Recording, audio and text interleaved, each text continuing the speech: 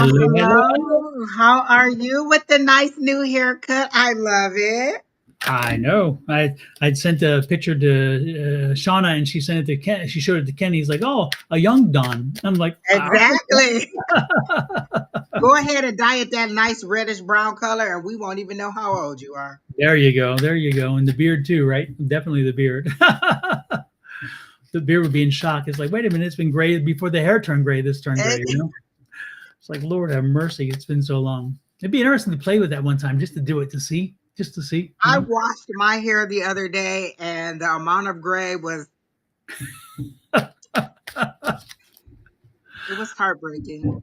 I hear So you. I need to talk to my bestie, Miss Sherry Berry, Mm-hmm. and find out how to do this henna.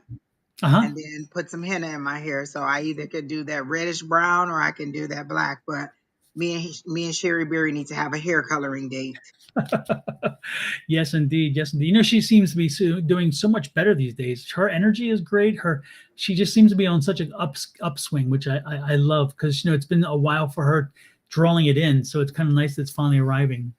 Yeah, I think she really likes her job too, and there's no drama because she's mostly, I think, kind of working solo. And sometimes it's better to work like that. Someone asked me, did I enjoy working from home? I said, heck yeah. No coworker drama, nobody coughing and hacking on me, nobody coming to tell me every detail of their weekend. I have one coworker, we may get on a call and chit chat for a minute, but I was very unproductive.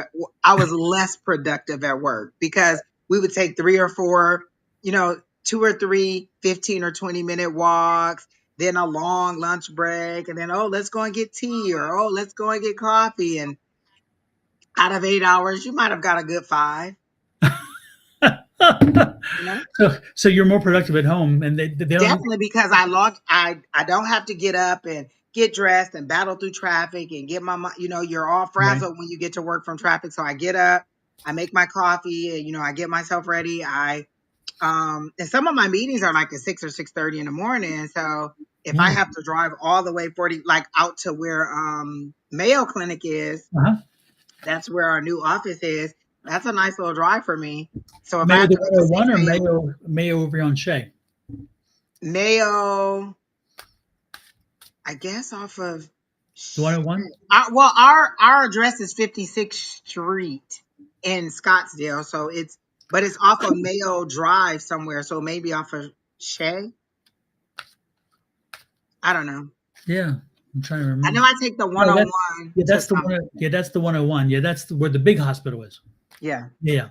Yeah. Yeah. Okay. because we used to be on Beardsley, Mm-hmm. I do and beard. we moved to they built this new they Facility. built this new facility over there, Mhm. and Is they that the one built by when they Allstate? Is that the one by the Allstate building, the new Allstate building? honestly, I don't know. I've only been to it once. Yeah. Yeah. And that was just to get, what did I even go for? I think we had something we had some kind of meeting at work, Mm-hmm. and I went in that one time and I couldn't even tell you anything about it, and that was the first time I had used my badge. Like, my badge isn't even a picture they took. I sent them a picture, and I always ask my employees, can I send you a good picture of me? So this was a picture that I sent, and they created my badge. That's crazy. That's crazy. Lord have mercy. How long has you been back there now? For about a year now, or Been home, working home. no? Back with them. I started in January will be the beginning of year 3, so this is 2 full years. So January will be 2 full years. Wow. January will be 3 years because I started January 30th. So January 30th will be my 3rd year. Wow. It doesn't seem like it's been that long since you were back there. Yeah. Lord have Because mercy. I originally started in 2020 with Tanisha.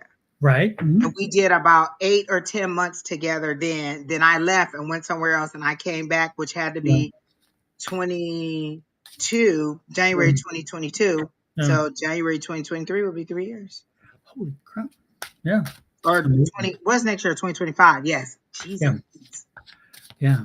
2025 already. Oh, geez. Even hearing that scary. Geez, where has this year gone? It's like, man, you blink and you miss it. Hey, everybody. Welcome in. By the way, Angie and I are just chatting away.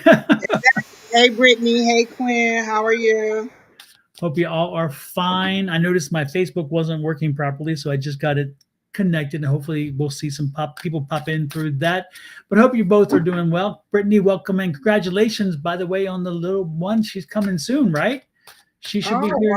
wow. Yeah, she should be here in about what 2 months or something like that. I'm guessing. I don't know. I know it's going to be soon. So yeah, and everybody else, if you are in the Carolinas or anywhere in the South that you were hit by this hurricane, Lord have mercy. We're sending some love, light, and energy to you guys. You God guys has been really got hit. crazy. Oh my gosh, I've seen some of the pictures. It's unbelievable. Asheville just kind of wiped off the map. It floated off the map. I mean, it's crazy. And I've been to Asheville before. It was a beautiful, beautiful town. Actually, at one point we talked about moving in that area. So yeah, that's and it's amazing because you would never expect it to have that kind of high water. But again, there's so few places, so few directions. When you have mountains, there's so few places the water can drain through. So it goes through the mountain and then it raises high instead of being across the plains like here. We if we flooded, we've really got a problem because it's so flat. The water can disperse so easily. So even when we flood, it's just little bits of nothing much. Yeah. So Brittany says about 2 months. Yes. Well, Yeah, congratulations someone again. showed a picture of Six Flags over Georgia. I think that's what Mhm. it was. And it was like just water. And you could just see the really high roller coasters. You could see like Mhm. the tops of those. But So everything else, six waves over Georgia. pretty much. Yeah, scary, right? She Um, says, you guys told me I was pregnant before I knew and also told me she was a girl. Well, hey. Hey, that's Bonnie. hey, Bonnie sent Bonnie. all the love readings to us, and I was like, you can try it if you want to. Don't forget, folks. I do the weekly readings and post them based on your horoscope. So when you see tonight on this side of the screen, you'll see me pop up during the evening. You'll see me pop up the QR codes for those. They are for this week specifically. So if you want to find out what's happening with your horoscope, with you because of your horoscope sign, check them out. But with that said, Angie, let's get to it. Let's give some folks I'm some ready. readings. Who are we? Who's Exactly. calling on? Well, I don't even see a Oh, Andrea Nicole is the only person says she would love a reading. Everybody else just said hello. So Andrea Nicole. All right. And what is Andrea? Andrea, is it a general or specific? Let me look and She see. says would love a reading. That's it. That's good then. Let's give her what spirit has for Oh, her. Andrea, are you still here and are you ready? Are you ready? Yes, I'm ready. Which is and I hope she is ready because I immediately saw two dogs, two very powerful dogs, growling at each other, ready to go into battle. So I feel like there's two very strong energies who are arguing. They show me a two of cups, and the two of cups is kind of hit their clanking cups. So this is a close relationship, an intimate relationship. It doesn't necessarily have to be a lover or a husband, but it's a very intimate relationship where you're bumping heads and you're ready to get into a battle. Both of you are holding your ground. Both of you are growling. Both of you are nobody's giving the other person any ground. So this could be in a work setting. This could be in a family setting. This could be in a relationship. But I definitely see two very strong energies ready to go into battle together. Um, one of them is a one of the people is a female, and behind all of the big bad attitude is a teary-eyed little girl wanting to be heard. So one of the dogs, or one of the energies that is raging at the other, if you look deep inside her, it's just a little girl wanting to be heard. So she is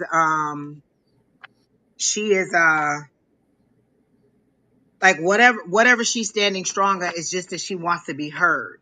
So I don't really think that she's asking for anything but to be heard. So whoever you're having this conflict with, or whoever the person is that's having the conflict, that's one of you just wants to be heard. So you're both arguing, you're both having this battle, and one of you just wants to be heard. Like it's just a broken little girl wanting to be heard and acknowledged by the other person. The other person does seem to be a masculine energy, a very a more dominant masculine energy.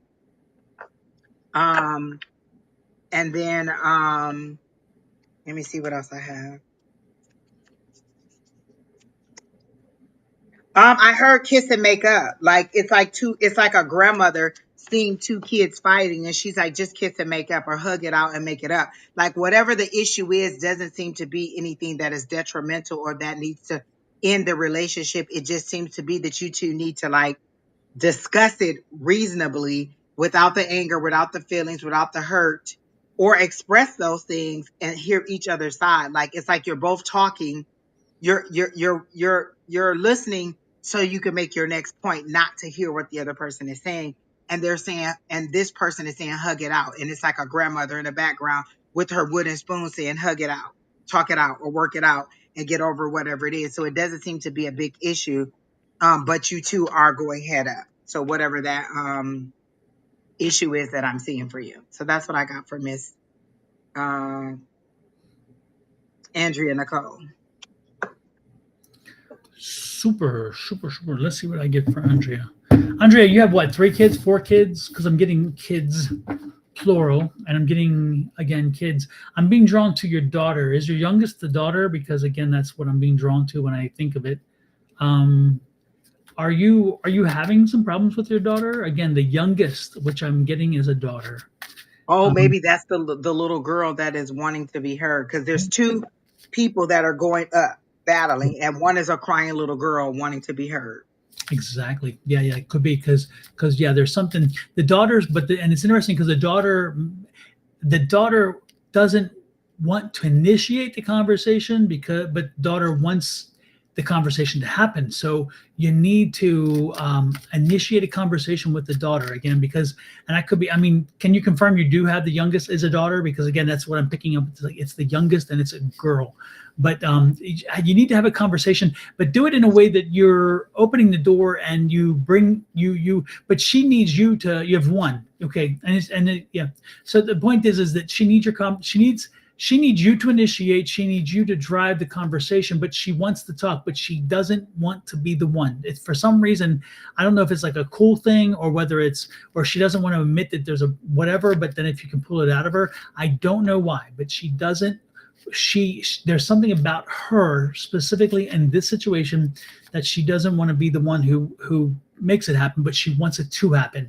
So hear what we're saying and make sure you again initiate a conversation. Make sure that you give her freedom to talk and run with however she wants to go. Let her conversation run, because she's going to take it off in a direction you may not think or whatever. And don't try to focus her. Don't try to you don't have a daughter. Oh, you have one child, then is what you're saying. Okay, I'm getting a daughter. Okay, what's up with the daughter? I'm getting a girl too. There's 2 people that are having it. So can you confirm that you're having this dispute or that you're having this issue with another person? Because I get 2 people who are locked, or who are both standing their ground ready to battle, but one of them is a broken little girl. Are you maybe God, I don't think it's a sister energy. Do you have a niece then? Could it be a niece? Because again, I don't think it's a sister energy, because I'm not picking up sister energy. I'm picking up child, one step down. So it's like, do you have a niece that you're close to? And I got a grandmother saying, hey, kiss it out, hug it out, kiss and make up. Like, so it seems to be a familiar relationship, like a family member. Yeah. She says it makes sense, but I don't know who the argument is with. Okay. But it seems to be not trivial, but not like, oh, this person is, I guess, cheating on me or robbing me or something like that. It seems to be something that is where the other person just wants to be heard. But again, you have to initiate the conversation. It's not going to come the other way. So yeah, that's what I'm picking up for sure. Hopefully it helps you. Again, the most important thing is communication. And when you have that conversation, do it with compassion and understanding, and let it go where they want it to go, because you may not even be aware that the situation is there. I mean, the funny part is that you may not, again, you may be oblivious to it because you pissed them off and you didn't know you did, or you did. I don't know. It's one of those things, you never know sometimes. So keep that in mind. Rachel McKinney. Friendship. Rachel McCants, by the way, you were the fortunate person to be drawn for the September free book. You left she as I do with all of my readings for my long form content, like you'll see with these when you go to them. At the end, I tell people leave a comment, and for every time you leave a comment for that video, not every comment you leave, but if you comment on a video, I'll put your name in a drawing. And Rachel, your name was drawn out. So Rachel, how could you beat me? so Rachel, if you could send me down here as you look here to my email address, send me your address. I will mail you the copy of the book unless you want an e-copy. If you want an e-copy, I can send you that's an electronic copy. Therefore, you can get an electronic. But if you get the e-copy, I can't sign it. There's no way of signing it. But you tell me which way you'd like it. But send me if you want it mailed, send me the address down below, and there, I guess. And if you want the ebook, let me know. And also I can send it to that email then that you send, whichever you prefer. Again, e-copy or the hard copy. It's not hard, softback copy, but you know what I'm saying. Paper copy. There we go. Get it right. But you are the winner. You're the winner. Yay! Which is nice. So that's cool. And last month was the month before that was Almalyn William. Anyway, Oh wow. yeah. So and they have their book and they're happy too. And they chose hardcover because again they're like, you have to sign it. I'm like, John, does Amanda Lean still come to class on Monday night? You said that name and it no, reminded me of Amanda Lean. I haven't seen her in so I haven't long. seen her in so long, and she's such a wonderful, She strong. is. And I love her spirit. I love her animal spirits because she has tons of animal spirits around her. The one with that wolf was always there with her.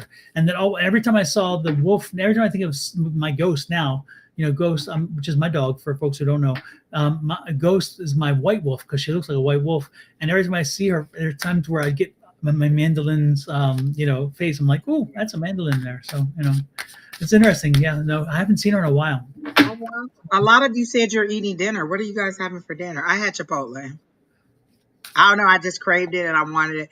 We used to have it so much when Brandon was here because they were either doing some kind of drive for school or that's just one of the things that Brandon likes. So we would probably have it, once or twice a week. And I hadn't had it for a long time. And so I had it today. Whoops.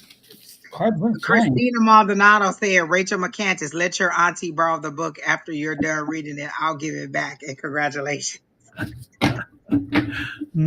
She says, yeah, you'll get it back. All right. You'll get it back. Believe me, it's a signed copy. You may never see that book again.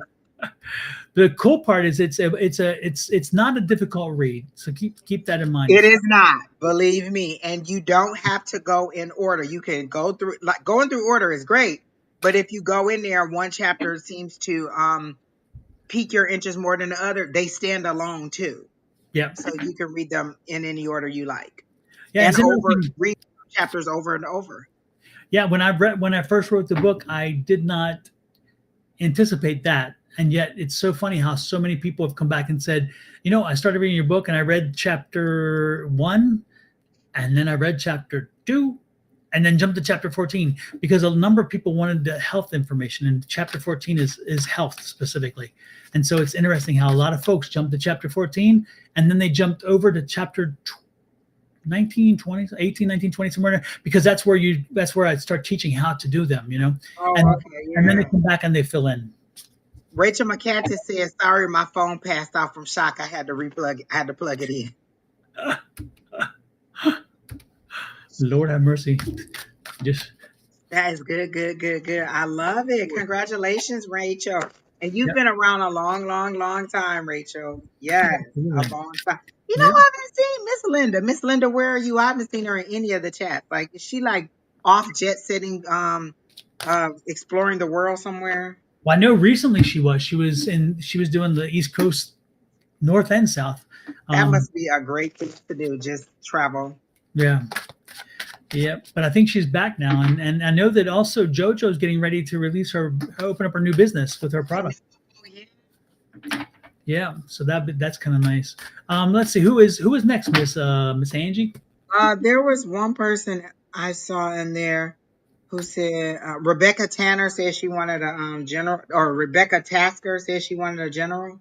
Sounds good. Rebecca Tasker, you are next. Rebecca, are you still here? Nicole, the person who asks why somebody entered their life. Is that a love reading you're asking me about? Because Bonnie does love readings on Wednesday morning, and you missed out on the love. Yeah, I saw that and I kind of ignored it because I'm like, oh Lord, no. So yes. Oh, and for the by the way, so you will have this if you're looking for a love reading, then you need to go to the love goddess, Miss Bonnie, and Miss Bonnie's. She This is even her does YouTube private channel. readings if you can't wait until till she comes back on Exactly. Sunday. Yep. So you can go to her YouTube channel and you can message her through YouTube if you want a private reading or wait for her and she will be back on. She's on 2 days a week and she's trying to go on a third day a week. It looks like she may be going on a third day in the week. So keep that in mind. And while you're at it, don't forget to show Miss Angie some love. So if you're not on Miss Angie's side of the ledger, make sure you get over there and give her some love by subscribing to her YouTube channel. And then if you're on Miss Angie's side, I invite you to come on over and join the family on this side too. So we got you on both sides.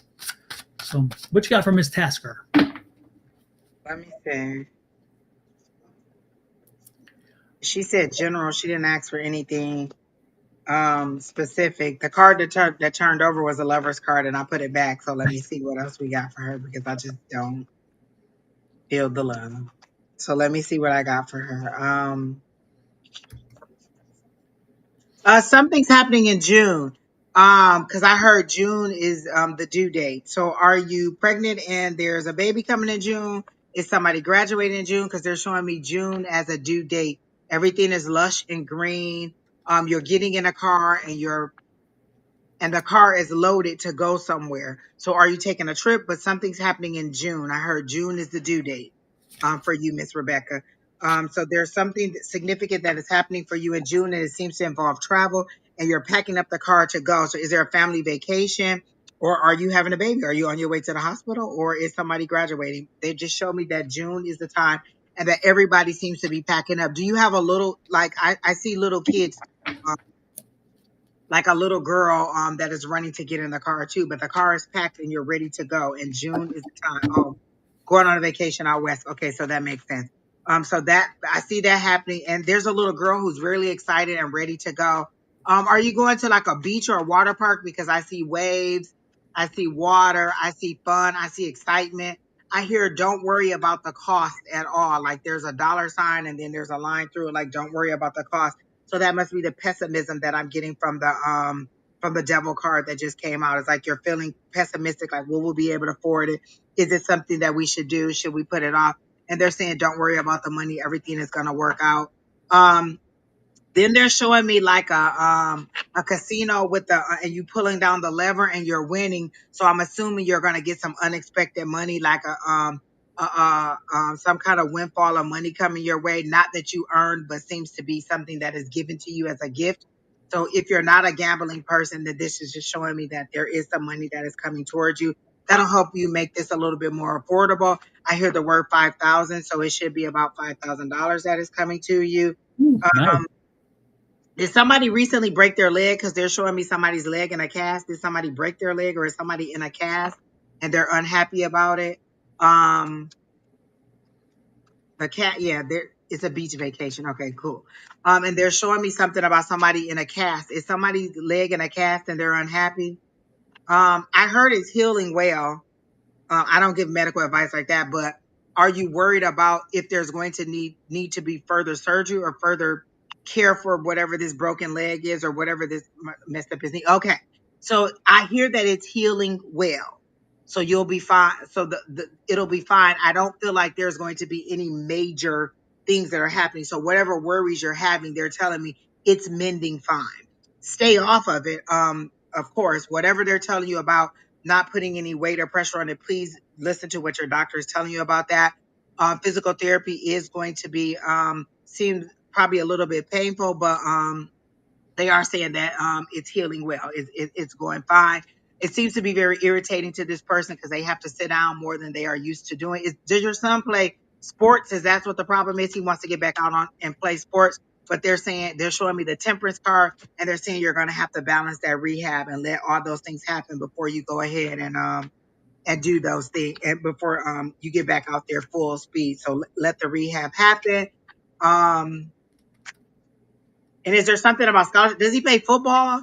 And is he worried about a scholarship or something? So I assume he's in like 10th or 11th grade. Is that what the problem is? 10th or 11th grade, and he's wondering about scholarship opportunities. I don't feel like this is going to have a problem on that unless he doesn't listen and doesn't let the rehab happen like it's supposed to. Like give the knee time to heal and he'll be fine. But I still see scholarship opportunities coming and things going well for him if he lets things rehab.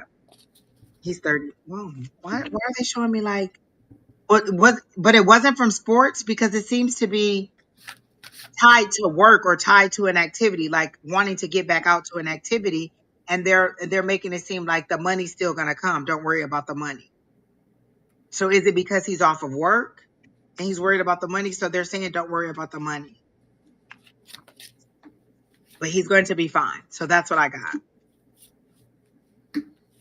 Okay.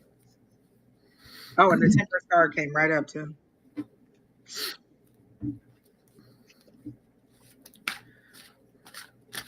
He works on a concrete floor. So is that what the worry is, that he needs to get back to work? Is that what the worry is? Because it's the worry is tied to money, or the rehab, or wanting to rush the healing is to get is tied to money. That's all I got done. We talking about her son Her or what? son. She said her son is 32 and he's the one who had the. I saw a cast on a leg, and she Uh-huh. said his knee is messed up. Okay. And he has the daughter. Is there a daughter? Well, it's interesting. I'm getting some mixed signals. I'm getting some really crazy stuff, Rebecca, because I don't know what you're doing over there. Wherever you, I'm just getting lots of crazy energy. But right now, the strongest thing comes because I'm seeing this little girl and she's laughing and she's so cute. Her blonde hair and she's so funny, and she's very precocious. She's very precocious and she loves attention. So I'm guessing that's his daughter. But I'm picking up the energy. But I'm picking up a stronger energy. So Rebecca, your father has passed over. He's been over for a while. This is not new, I'm guessing, because I'm getting the energy that he's been on the other side, and he's kind of he's here. He's here. And it's interesting. I don't think it's a birthday. I don't think it's any. I don't know why relevance. Why in essence initially because I don't. I'm waiting for him to give me some guidance on why he is here. What the energy he's talking about. You know what it is he why because usually when they come in they want to give you a message or they want to do something, and I'm not getting clearly yet what that is. He's showing me like he has a kind of like a square jaw. He has a receding hairline, that kind of stuff. Um, did he have a speech? What was his speech affected when he was in later in life? Did he? And I shouldn't don't feed the reader, but I'm getting the feeling like there was a speech impediment. Did he have some like was it some dementia or was there a period where he wasn't thinking clearly or something? Because He I'm said he getting was 97 when he passed, well that would explain probably but or he passed in 97. I'm sorry, in okay. 97. But was he having some clarity issues, some dementia issues? Because I was picking up on some of that. Dementia. Okay, because I was and there's so yeah, there's some clarity of mind kind of deal there going on. Anyway, he's here, and again, I'm not saying on the other side he has dementia. Don't get me wrong, because he's good over there. But what happens is that they send us signals, they send us ways to understand what they want us to give you to confirm that you know who we're talking about. Okay, and so I guess he was sending that as letting me know that to confirm so that you know that we're not just blowing smoke up your ass, excuse my French, but so again that was that, so that makes sense because he was letting us know in that state when he was last here where his mind was. Okay. And he had like the hair just kept going back, right? It's like I see this receding hairline, it just kept traveling back. And I feel like I'm getting there myself. I know what that feels like, except mine's going forward and backwards, like they're competing here. I don't know, but I do get the feeling like it just kept going this way, and yeah, um, he worked. He was a hard worker. He worked with his hands, right? He worked with his hands. Um, I can't. I don't know if it's. Okay, I'm trying to get a clear picture of because he's showing me working with his hands. So he definitely worked with his hands, and I'm sure he's showing me these big, thick fingers too. Because he was again he was I don't know if it was working with like he worked on equipment or he worked on but he worked on things and just had strong hands. He's showing me these strong a working man's hands, Coal and miner mechanic. yes. Okay, that makes sense. Because it's interesting because he was showing me kind of my dad's hands, and my dad had those too. He was a mechanic, and he had those thick hands, and he could do what I mean. He could turn a nut, and I'm like I couldn't even budget, and yet he could do this. And his skin was his he had built it up over time, so he could be able. This guy was okay. A Makes sense. working man's hands. Yeah, yeah, and that's exactly the energy I was getting, and I saw my dad's hands in that essence when I said that. So it's kind of interesting. And the truck, he drove a truck. He's talking about something about a truck. What did he drive a truck in later years or not? Not. I'm not talking big. I'm getting the, and he's not. I don't think we're talking like big tractor trailer truck. I'm talking like a truck. Did he drive a truck? Um, and did the truck go when he passed? Was there a truck? Because a coal truck. So he drove a coal truck. Okay.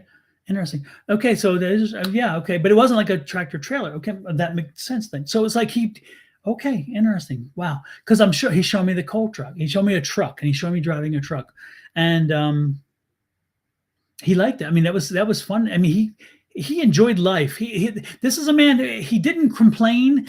He didn't whine. He didn't cry. He didn't. I mean, when I don't mean tears cry. I mean, it wasn't a whiner, a baby. He wasn't a baby. This man, he just took life, and if life gave him lemons, he made lemonades the best he could. He didn't whine about it. He just moved on with life. I like his energy. His energy. There is a joyous energy from him. Yeah, Like he's just yeah.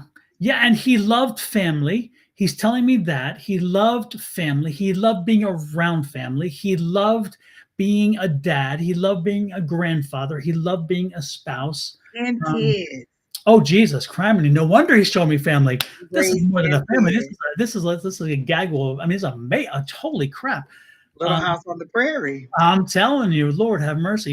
Yeah. Well, and I'm seeing green. I'm seeing green. I'm seeing oh Jesus, criminy! I know this name now. I don't know the person, but I know the name because of the funeral I was just at. So and my cousin mentioned Tasker and something about a reading for Tasker, and now I'm reading Tasker, and you chose Tasker. Yes, because my cousin Debbie mentioned about a reading for Tasker. I'm almost certain she said something, and she's like, she's been wanting to, and then you chose her.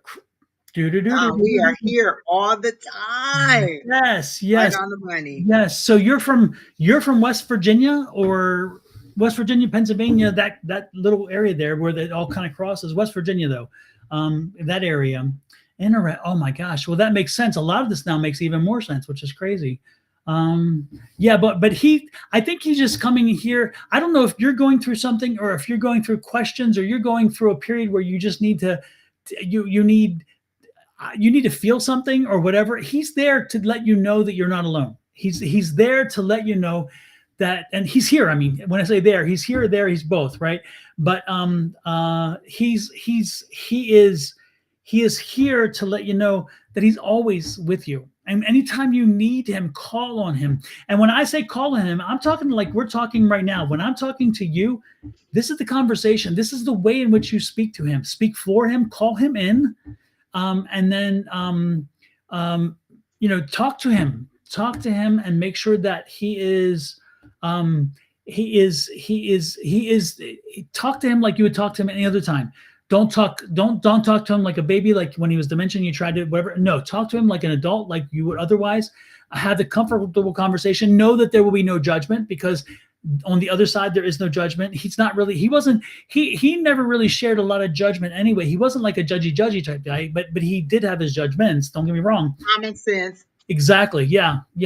So yeah, I get that energy. So much energy this guy's given off. I mean, he hasn't. It's interesting because he's been wanting to visit with you for a long time, and he just hasn't. And it's funny because he hasn't found a way to get through. So I feel like he has so much to say, so much energy to give, and he's just like this. It's like, it's like I gotta get it all out right now because so it's interesting, and he's so much wanting you to truly know that he's here. So he's giving me all this other information, which is crazy. But just know that, talk to him, talk to She him. is in a very in a down, like, I don't want to say depressed, but in a down mood, because I put the cards back and this card flipped out again. That's that Yeah, devil energy, that's that pessimism, that's that pessimism. negative space. Yeah, So you really are in a negative space, and it seems to be tied to finances too. A lot of it is tied to finances and things just not, or maybe one thing after another after another. It's like, okay, we're out of this situation, and there's another situation, and there's another situation. So you are having a lot of things that are going on. But again, I get to hold on that yeah, nine of wands resilience. You're coming through to the other side, and 2025 will be drastically better than 2024, definitely. Because it's like a big it's like they showed me her drifting off in like a hot air balloon and mhm, rising above everything that happened in 2024 and kind of looking back down on 2024 and seeing yourself from a better vantage point in 2025. So keep on hoping, and keep on setting your intentions for what you want to happen and the goals you want to reach. They're coming. You've just had a very hard 2024. right. But know he's there with you, and know that you're not alone. And it's interesting because he's telling me, and I don't know if this resonates with you, but he is telling, and you need to pay attention. I listen to me. You need to. I would suggest that you pay attention to this, because he is bringing to my attention that when he is around you, um, he tries to communicate with you. He's tried to like, to put his hand on your shoulder, but you don't seem to sense that. And so he's trying to get you from that way, and it's just like, and he also has been leaving you a scent, and that scent is it's interesting because he gave it to me, and I know that scent because it's my dad's youth, because my dad comes back in different ways. My dad, and an older the older the when my dad needs me to know of him being there for an older purpose, I get one scent, but when he is younger, I get another scent. And this is what I call a grease monkey. My dad was mechanic, and so that smell of mechanic, I don't know if it's grease or whatever, that mixture of whatever it is, when he came in, I knew it was like that mechanic smell. My dad had that smell. And so he's showing me that, he's giving me that same scent. So when you are around your house and you get a whiff of this garage smell, or this truck smell, or whatever it is that I'm getting. And again, I call it grease monkey, because my dad, again, he would come home. It's interesting. He would do that goop of orange. It was like white, but it was called orange something. And he would put it in his hands, and he would clean his hands, and all the grease would go away. But yet in the crevices, he'd still have darkness from working. It's crazy. But and again, I'm seeing your father's hands kind of like that. But when you smell that, know that he's there. No, acknowledge that, oh, Dad, I smell you, you are here. That will give you peace, that will give you tranquility, knowing, because again, he's tried touching, and touching hasn't worked, and he's tried other things and it hasn't worked.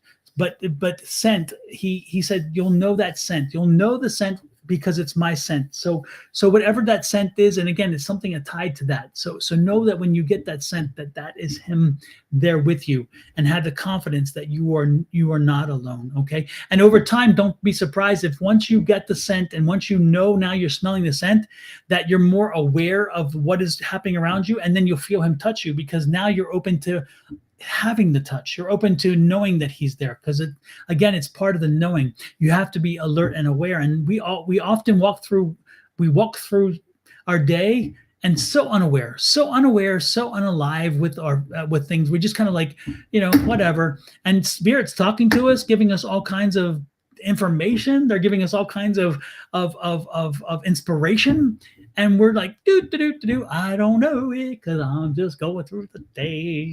So, and that's why he's trying to reach you. He's just trying to make sure he's there. And like Angie said, it's just know that there's love and light there. Okay. So, wow, I didn't expect it to take that. But again, and so is there a granddaughter? Because I'm getting a little blonde hair granddaughter, and I'm getting big eyes and a blonde hair granddaughter. that they're taking off. So I didn't know if it was her daughter or a granddaughter, but I got the little blonde haired girl too. Yeah, She's I'm excited about getting the trip. yeah, I'm getting granddaughter energy because I'm getting like this and so granddaughter energy. And yeah, so and what's up? And you love this, and again, I don't even know, you didn't confirm, but I'm getting that you love this granddaughter is like you would walk on water for this child. I mean, it's like you really adore being a grandmother to this child. Do you only have one? Because for some reason this one comes to my attention. I don't know how many you have, but I'm seeing this one specifically. She has a Um, granddaughter and a grandson. okay, I'm sorry. The grandson's not getting that attention. The granddaughter gets all Granddaughter kinds. is the app must be the Yeah, or she's a lively one because she's yeah. just excited. Exactly. There's something about her. Again, she's precocious. She's all these things that are just I just love and light and a ball of energy and she when she wants attention, she demands attention because I'm getting that kind of little attitude kind of thing, which is funny. Do you sit on a rocking? Because I'm seeing you on a chair. It's like a chair. It's one of these chairs that kind of do a gliding chair. It's like a rocking chair, but it's a glide chair. So it glides more than rocks. So it's like on some kind of springs or something. And I see her sitting there on your lap, on your knee, on your right knee, and just kind of there with you. Does that resonate with you? Do you have like a little rocking chair, rocking chair? Because I'm seeing that. Oh no, no, no, no, no, no, no. Oh my gosh, wait a minute. Um, okay, wait a minute. Oh, help me with this, Rebecca, because wow, I just and oh no, oh this is crazy. Whoa, this is crazy, crazy, crazy. Rebecca Tasker, is your granddaughter also related to my Aunt Eloise? Because the child is sitting on my Aunt Eloise's lap in her gliding rocker. Does that make sense? Did this child know my Aunt Eloise? Do you know? You should know my Aunt Eloise because again, if you're in that area, you know her. I guarantee it. But did this child is this child related to my aunt? Are you somehow related through the other side to the family, like through my uncle June or something? And is this child related to my Aunt Eloise? Um, because I see her on my Aunt Eloise's lap. And my Aunt Eloise just kind of was here going, yeah, that's it. Because I just felt cold. I'm like, wow, what a feeling. My Aunt Eloise just came in. And so there's something about my Aunt Eloise and related to you. Are you related through Aunt Eloise? And don't keep me hanging here. I need to know. Right. I'm an inquiring mind. This is crazy. Wow. Oh, wow. This is just unbelievable. And again, I Look, see, type faster, type faster. I know. She She loves it. loves your Yes, I'm related through Aunt Ellen. Oh, yes. And so do you have, because I'm seeing this picture she's showing me. Did she sit on Aunt Eloise's lap? Again, I'm seeing her sitting, Aunt Eloise sitting in her chair, and I'm seeing her sitting on her lap in the chair. Did she sit on Aunt Eloise's lap? And it's funny because I know that chair because when I would go visit Aunt Eloise, I would sit on the floor beside the chair. And then I'd look up and Aunt Eloise would reach over and she would play with my beard. She's the only one allowed to play with my beard. And she's like, oh, I know my Donnie. She's, oh, there's my Donnie. And she would play with my beard. And I'm seeing her in that same chair, but I'm seeing the baby. So did the little girl sit on her lap? Because I'm seeing that. Yes, always on her lap. Oh my God. Oh my God. Such a great image. Such a great picture. Wow. Oh, shoot, I got a little reading there. Nice. I love it. Listen, when they come through, they come through. They come through. That is so cool. Wow. Wow. I Well, love it. thank you for that. Now, so your grandfather came through, your father came through, my aunt came through, and the little girl was at the heart of so much. Wow. What a wonderful. She was the first thing that I saw when I was like, oh, you guys are Yeah. packing up, and she was running to come get in the truck. So she Yeah. is the heart of of everybody's joy. Like Yeah. everybody just must be drawn to her. Yeah. I think that she bonds people together. I think there's something about her. She's like a glue. She was like a glue that bonded people to make people come together. And so it's like, She let's go seems to be visit. talkative too and ask a lot of questions. Like her energy is just so vibrant. Like you can't be sad around her because her questions are kind of like Well, they're like common sense questions that you would be like, well, I Yeah. never thought of that. Like she's well above her age in knowledge. She seems to be very much above her age in knowledge. Oh yes, yes, yes, yes. And again, when she's in a room, she likes attention. So She's that I'm the star.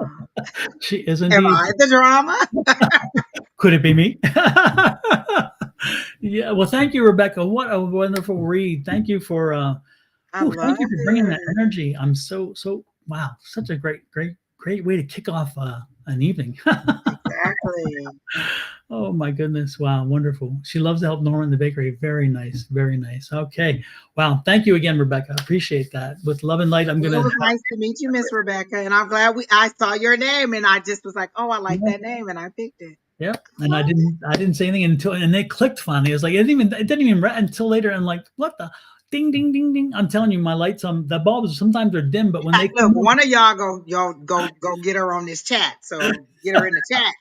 on, oh my goodness. Yeah. So thank you again, Rebecca. There's a Renee in here. Uh, and I have a message for her because as soon as I saw her name, she said something about a general. She just made a comment that says, "Okay, I'm here enjoying the live." Miss Renee, did you just break up with some guy or are you out of a relationship? Because the first thing I heard when I saw your name was let him go or leave him alone. Like let him be out of your life. And then I got the six of cups, which is you reminiscing and thinking back on the relationship. So is he gone and you're thinking about going back, or is it somebody you need to let go? Because I get the sense of moving on from him and not letting him back in your life. And you know, I don't love a love reading, but this is the Grim Reaper of Love, and that's how they showed it to me. They immediately told I immediately heard let him go or let him move on. When I asked what is it that you need to know? So is there a guy that that you broke up with and you're reminiscing on getting back, or are you needing to let somebody go and this is their warning for you to let them go? Because I also got the eight of swords where you're feeling trapped in a situation. So maybe you haven't let him go, or maybe you're feeling trapped to the relationship because you're thinking back on it and not knowing how to let this person go. I got the Queen of Swords, or maybe you spoke like this is the person who kind of speaks her mind. She's a bitchy queen. She gets her message out. She says what she has to say, and then she's logical. She's head over heart. So I feel like if the breakup has already happened, you spoke your mind. You logically let go, but your heartstrings are still there. Is that what the problem is? You're still in that heart space. But then I get the Ace of Pentacles, which is a new opportunity, which is where you should be focusing on your new opportunity for finances and for money and or for material blessings, and not on this person. You seem to be stuck on this person, and you should be concentrating on this new opportunity that's coming up. Like aces are like gifts to you. If you notice, this is a hand just coming from out of the sky. There is no it's not connected to a person. So this is like a new opportunity that's being presented to you. So I'm getting that you need to let this person go, move on from this person, and concentrate on I'm in a I'm in a relationship. Okay. So is there some kind of friction in there? Because I heard let him go clearly. That was the first thing I heard when I read your name and your comment. And so maybe you're thinking about whether you should let this person go or not, but I clearly got let him go. And you need to concentrate on these opportunities because, and what's the feeling trap? Okay, please don't tell me you're pregnant. But I get that you're feeling trapped in this situation and you're wanting to move on, but you're not moving on. And they're saying, let him go. Like, don't let whatever the situation is hold you to be tied to this person. Like, oh, we have a baby coming, or oh, we live together, or oh, we've been together so long. Whatever the tie is, they're making it seem like you need to just kind of let it go. And this is where your concentration needs to be, on your money, on your blessings, on the things that are coming to you, because there's new opportunities coming, and I see them coming before the end of the year if you concentrate on that. And because this seems to kind of be pulling you away or causing you a little bit of frustration. So if that's not the case, then and your marriage is perfectly fine, then don't do that. But I heard let him go. So that's what I got for her, Don. Let me see. I was going to touch the cards, and it's interesting because as soon as I moved toward the cards, the energy was a very heavy kind of energy. So has this is this situation, have you like frustrated or His niece moved in.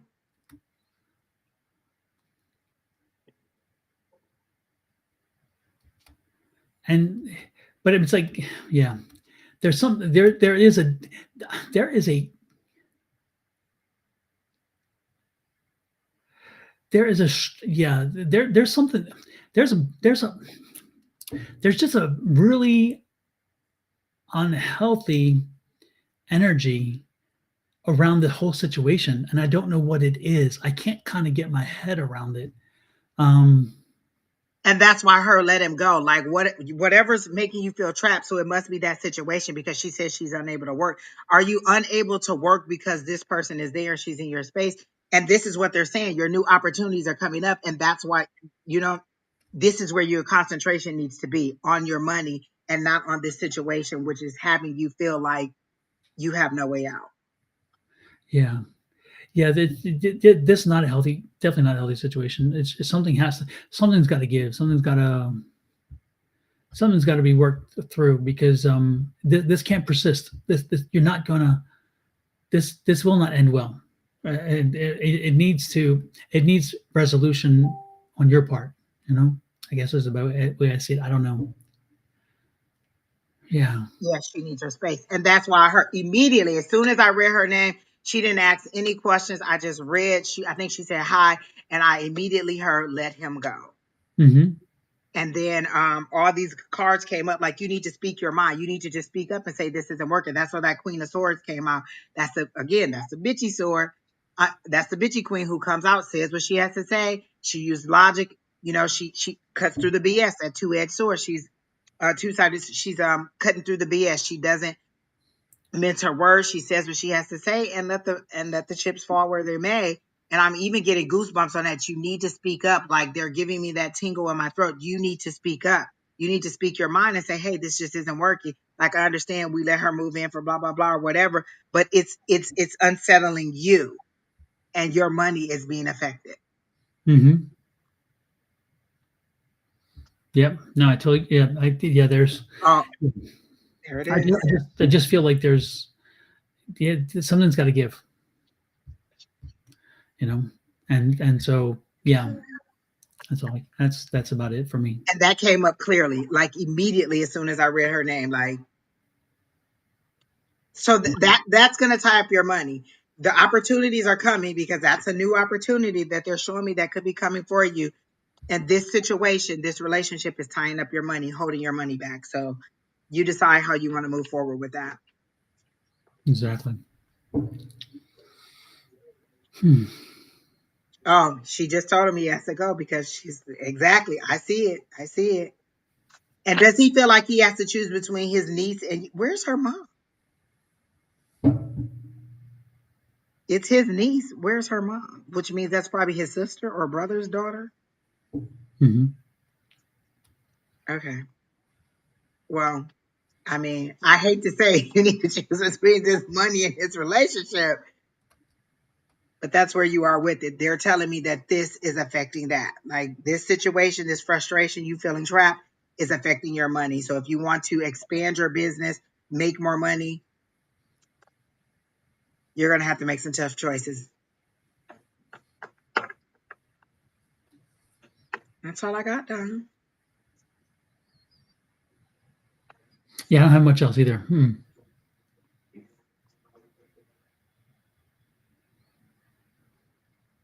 So who else? Um,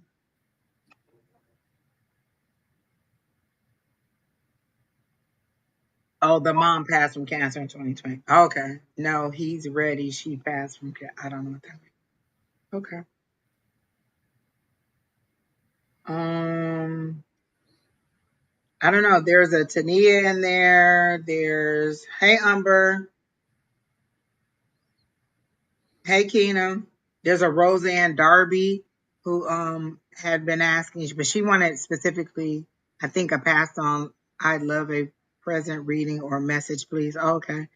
So there's lots of people who are to choose from.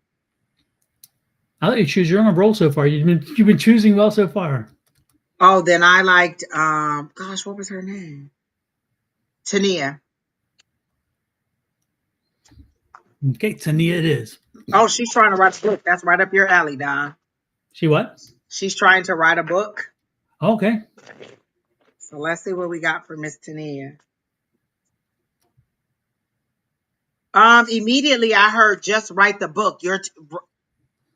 You're too concerned about the grammar right now. You need to get it all down. Just get it all out and then go back and correct the grammar. But right now you're too focused on, well, this word versus this word, and this sentence needs to move here. And this, like, they're showing it to me like Tetris, and you're moving things around. You're too concerned with the final look of it, and you won't get it all down. It's like the words are just falling out of your mouth. They're falling out of your head, and you're not getting it down fast enough because you're too concerned with, should I use the or should I use there? Should I use him or should I use her? Like, you're too concerned with little things, and they're wanting you to concentrate more on just getting it all out.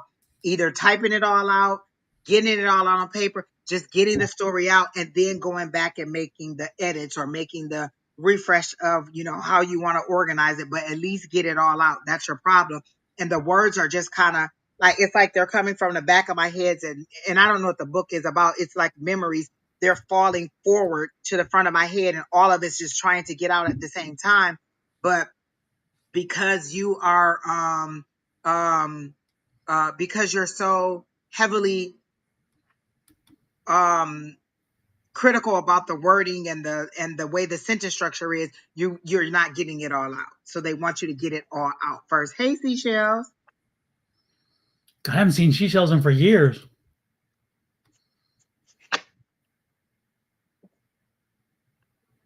So that's what I got for you, Tania. As far as the book, like, once you get that out, then the next step will come, um and will come and come and come and come. Nicole, you weren't dismissed. We're just going to the people we're drawing. Like, as soon as I see your name, if I get a message for you, then that's who I call. It's not that we dismissed you. It's just when the message comes, that's who I call. But Tania, again, once you get it all down, then the next step will come to you. Then the next step come to you. You're trying to polish up the finished product, and you haven't even got the whole thing together, is how I'm seeing it. Yeah, what I would suggest for you, Tania, is to if you have a phone, I'm guessing you do, and it's a smartphone, then what I would suggest is get the text to speech to text, and make sure that that's on your phone. And then as you're spending your day, as you're walking along, as you're doing whatever you're doing, um, anytime you get inspired to put something else in the book, whatever comes to you that should be a part of the book, you should be speaking that into text. And so then you can easily convert that and move it over into wherever you're writing your book, and your book will grow and expand based on that, because you're going to bring more richness to it. Every time you sit down, you're going to the one thing that you're probably going to get is a writer's block, or something that's like, all of a sudden everything you had thought about is gone, and now you're like, oh gosh, what was it I was thinking about? I just had that great thought today.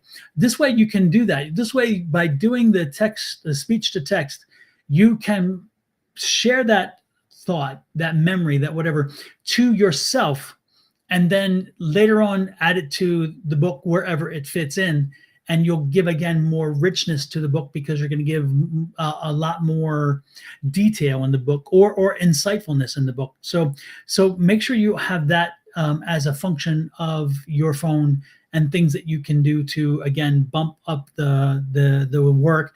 If you haven't yet finished your outline, if you've already written some of the book, you still should probably sit down and come up with an outline, even if you never had one, because you need to understand how the flow goes. And it's interesting that in your mind the concept works, and then when you see it, you're like, oh, maybe not so much. And that's what happened with me and my book, is that when I wrote the book and got it finished, and I gave it to a friend of mine, and she's like, I'll take a look at it, and she tore it up. She just like, no, you don't have the flow here. This is not the way that somebody's going to want to read a book. And she started moving things around and helping the book fall into a more appropriate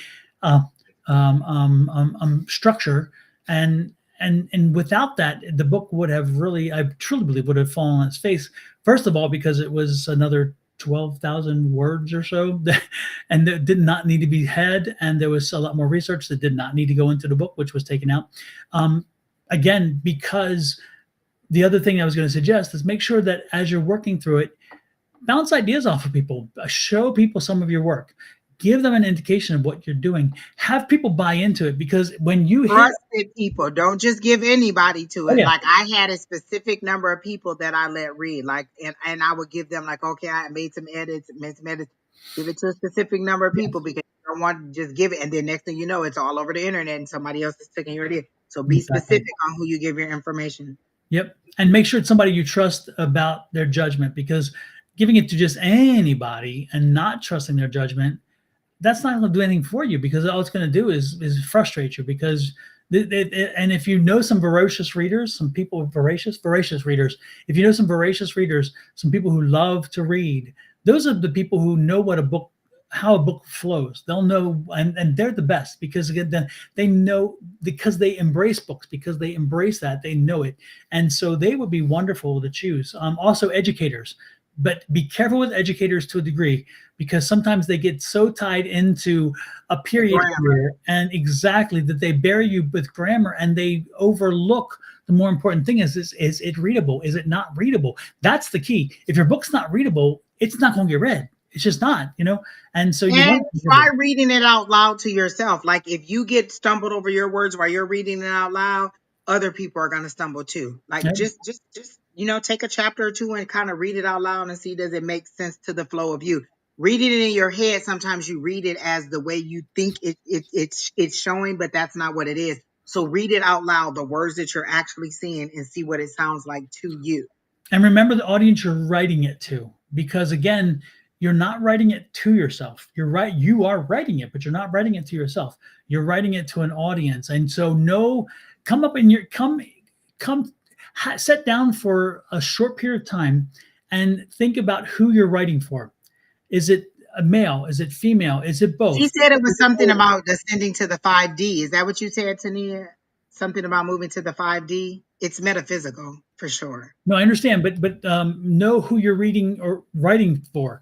And so, if you're writing for a certain community, if you're writing for a certain age group, if you're writing for a certain demographic, if you're writing for a certain whatever it is, make sure you sit down and kind of pencil out who is your quote unquote reader, and understand who your quote unquote reader is.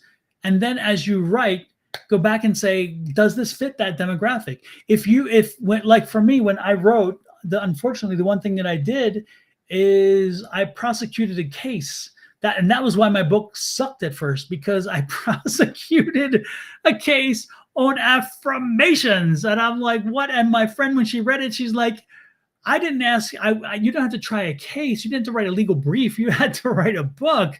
And I'm like, I didn't write a legal brief. And she says, no, but when I read this, you made a thesis. You put a hypothesis out there. Then you put a thesis statement, and then you supported that thesis statement. So it was very, very scientific in that way. And then you built a case to prove it. So and then at the end you said, hey, look, I proved it. And by the way, this is why I'm reading it. And she's like, first of all, you need to be in front of the book instead of behind. Not the last thing read, but the first thing read. So why did you write the book? And I mean, she really helped to change things, and she's like, you're not writing for the person who's just going to buy the book, who you think is going to buy the book, because you didn't think about that. And I'm like, you're right, I didn't. I wrote to have my voice out there. I wrote to get the information out there. And once she did that to me, I'm like, shoot, now I've got to sit down. You're right. I got to come up. I've got to think about who I'm writing for. Wow. I don't know who I'm writing for, because I never really thought about that so much.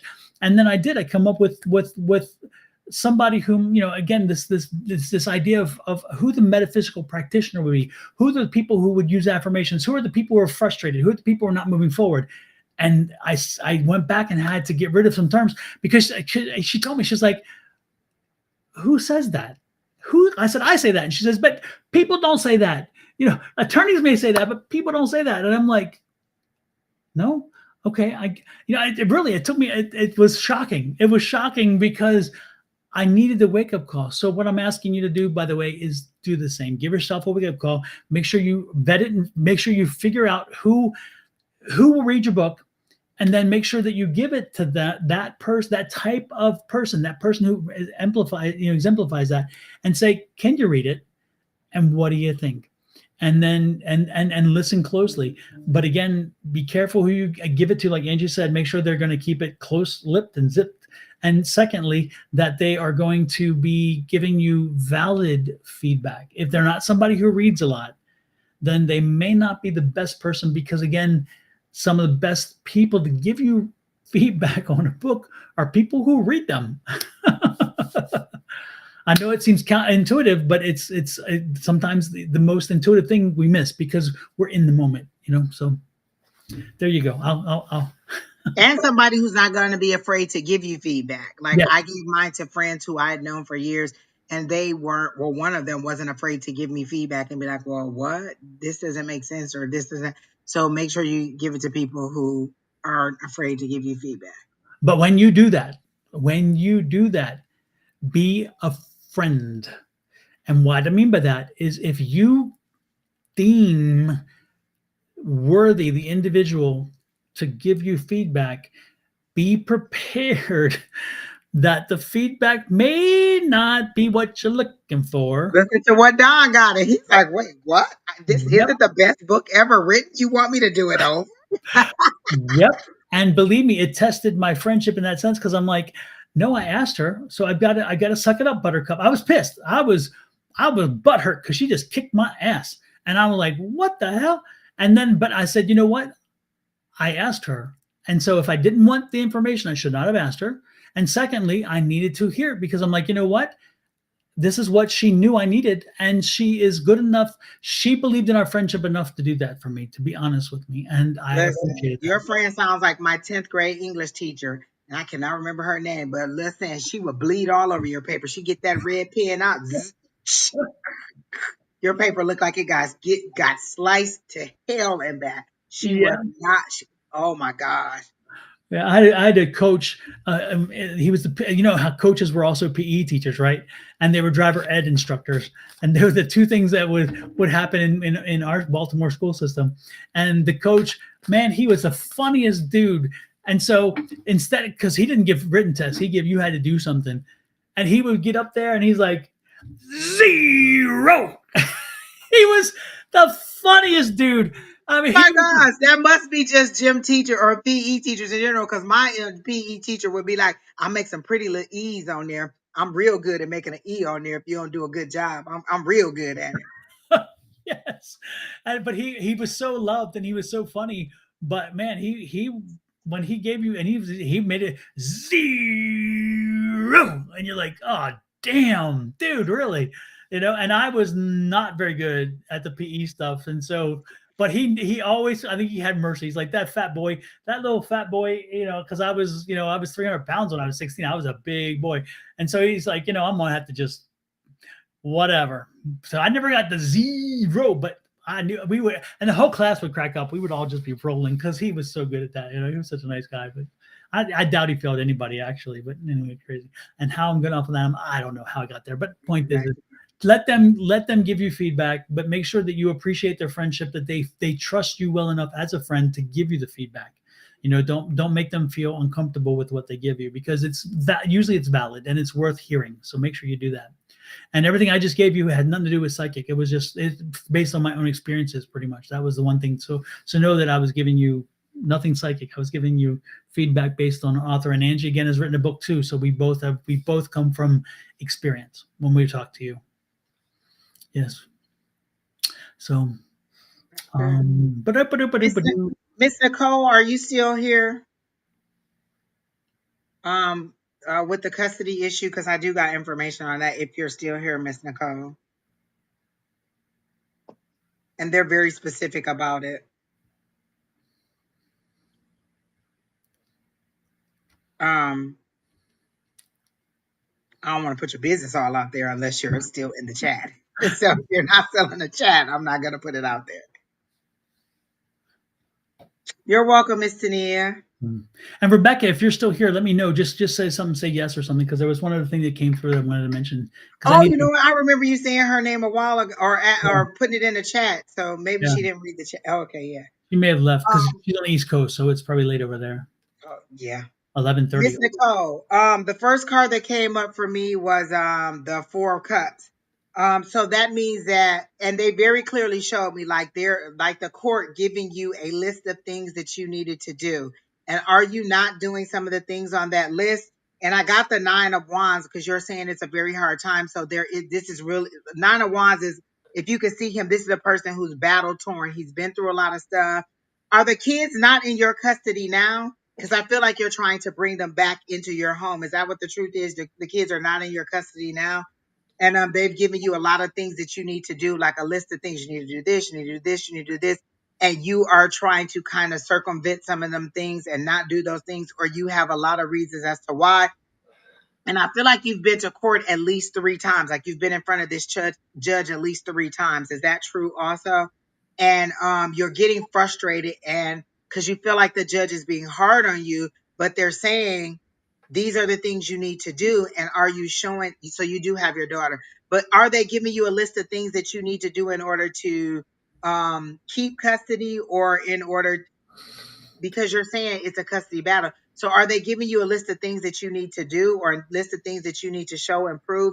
Because they're showing it to me as boom, boom, boom, at least 4 things that they're asking you to prove or to show, or things that you need to do. I may lose her for disclosing abuse.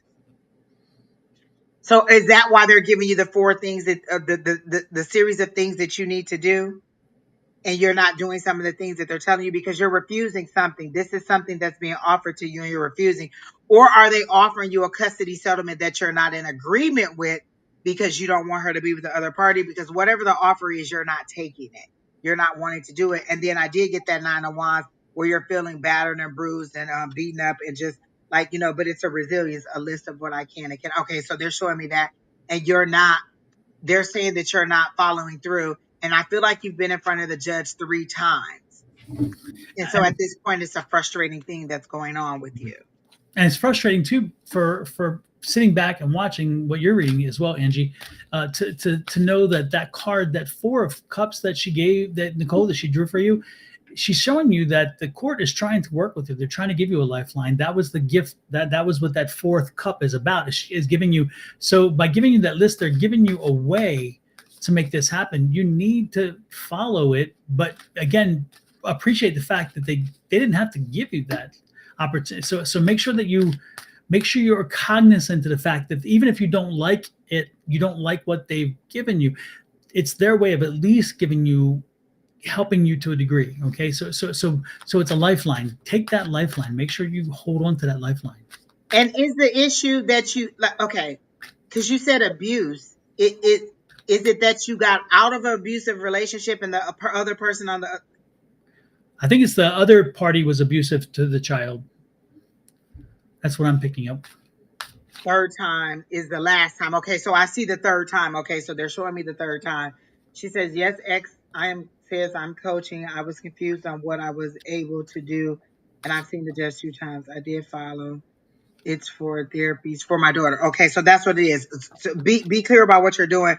And the other person was abusive to you and you got away. And so you're trying to keep your daughter from this person too. Is that what it is? He's abusing. You're trying to keep your kid away. Okay. So that's some of the things that you're pushing away too. Okay.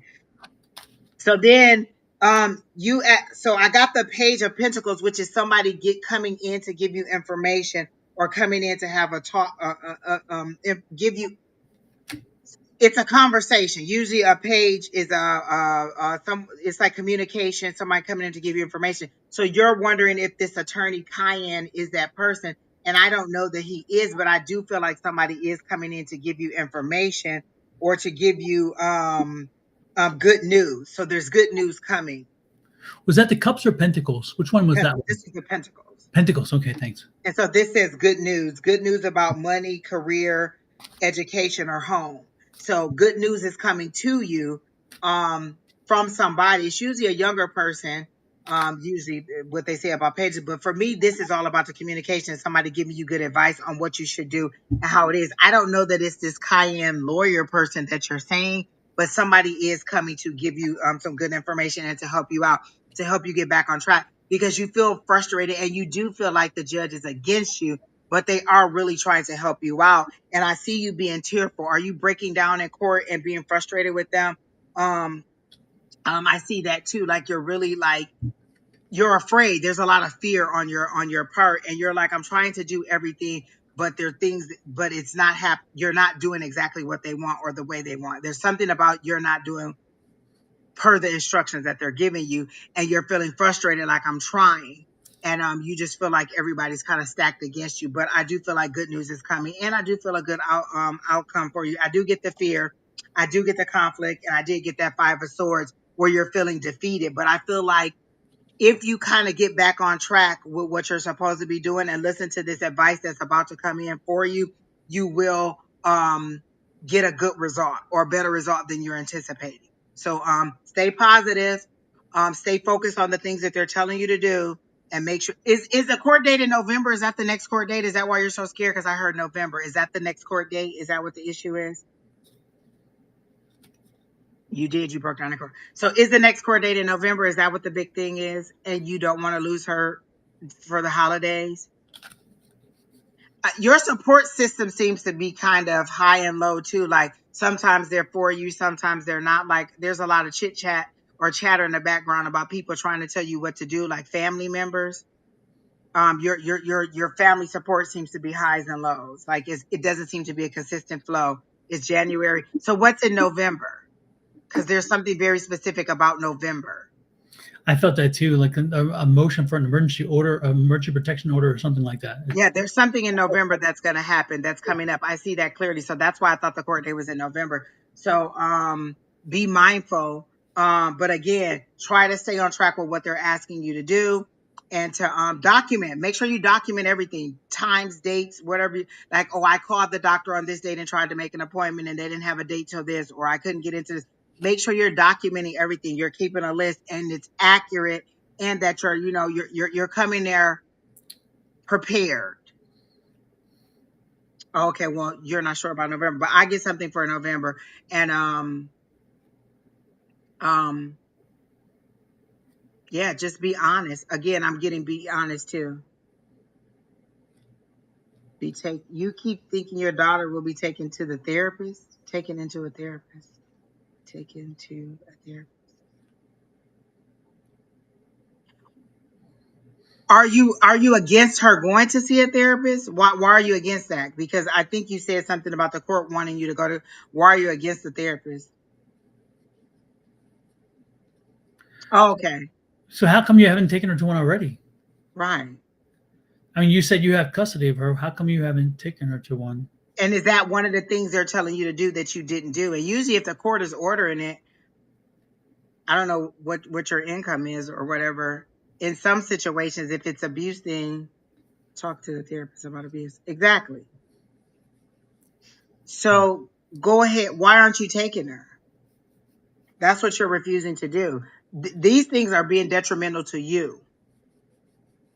And more importantly, if Angie, the energy I picked up on that one card, Angie, and that's why I asked you about Pentacles, is that page of Pentacles. When I saw it, what I saw was a youth, and so what I was picking up is that they're listening to her. They will listen to her, the youthful energy and information. So the youth is delivering the information, and that's what I was getting. Oh, she says she wanted her to go to a therapist, but the dad blocked her from getting one. Yeah, okay, come on now.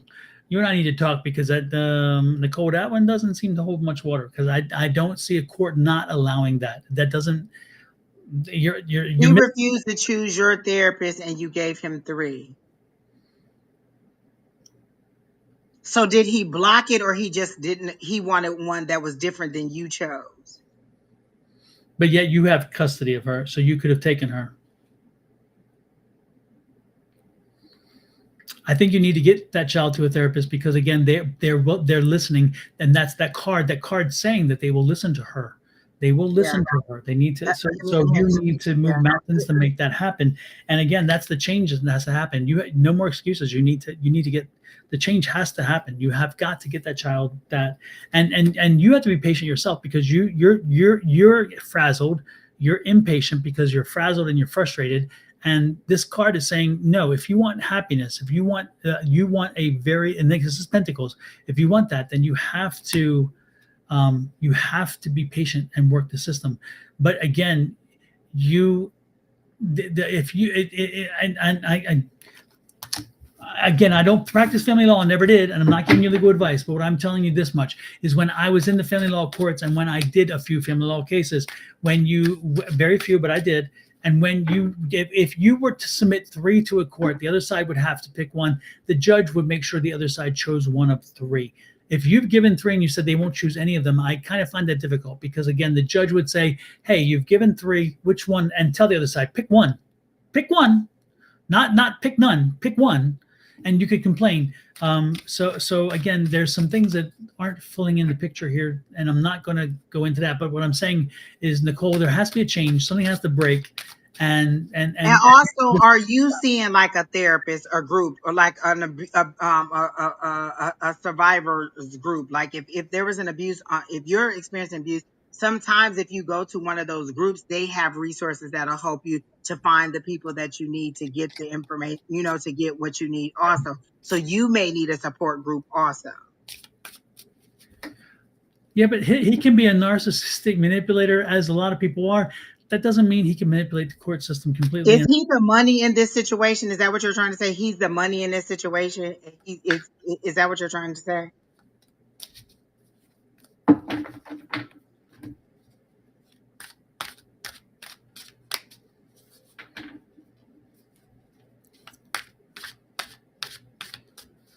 You're on a list for help. But are you in a group there? Like, because there's groups you can go to, like domestic violence groups and things like that, and get other resources too. Are you talking to them, and they also giving you advice on how to get help too? Because usually in those situations, they have a trail of people that you can or advocates that'll help you out in that situation. Yes, especially if there's an abuse situation, there are organizations that will make it possible and enable the resources to be funneled to the child who needs the help. I mean, I don't know if you're not in this country or whether, again, because, and again, it's state by state, but again, generally speaking, there are resources Right. available. And she and I worked for an attorney who did family law. We did divorce all the time. And sometimes they would be intense, but the court usually was like, it wasn't like whether this person had more money or this person didn't have more money. The court usually was in the best interest of the kid, and they would try to, work it out. Like if you two are bumping heads, they would be that person in the middle and say, hey, outside of all of this is what needs to happen. Mhm. You give me these three therapists, or you give me these three, and you decide together which one to choose. Or sometimes I even thought like maybe there would be an advocate that would choose, Court or the court would appointed. choose Yeah, if you didn't choose somebody, they would appoint somebody and just court choose that appointed one. person. Absolutely. The court appointed one. The court would say, you know what? Definitely with abuse, they usually order some kind of therapist for the child if there's abuse, because they want to know if this is true. Like, what is the child going to say? Not only that, but I'm surprised if you're talking abuse that the social services are not involved as well, because social services usually get involved because they have to, because the government requires them. Anytime you hear abuse, like social services has to be involved. Social service usually does monitoring, and it provides therapy work. And so again, there's some things I guess I'm just not following here. And I feel like when you go to court, you're very focused on who he is. Like he's a narcissist. He's this. He's a manipulator. You're very focused on him and proving to the court that he's the bad person, versus proving to the court that you're doing what you're supposed to be doing to help your daughter. Like I feel like that's where your focus is on. He's so destructive. He's so this. He. And they want to see what progress you're making with doing the things that they're saying you're doing. And I don't. And I'm not saying that he's not all that, but you need to change your focus. If my focus is on keeping her, let me do the things that they're telling me to do, and try to move forward at that and stay in a positive light, versus he's this, he's that, you guys aren't listening to me. And so um it's hard to prove sexual abuse. If you're saying it was sexual abuse, then there definitely should have been some kind of court ordered forensic evaluation. I've gone on those cases where they've sent out somebody to do those kind of evaluations. So if you're saying that that's what the case is, you should have had that kind of evaluation, and it should have been reported to the court to say yes or no. Not only that, but there's also, generally speaking, there is not a supervised visitation in that situation. Right. Even if there's a single question, whether until it's proven or disproven, there's usually supervised visitation. There is all kinds of structure put around this. That's why this case, I mean, again, I think we're He missing. said there was. So what did they say? Did they say that it wasn't? And then also, is there a boyfriend issue? Like, are you dating someone and he's mad about the boyfriend? Because I get a boyfriend, I get a outside male, another male who's not necessarily related to this situation. But is there an issue about you dating someone? Is that an issue too?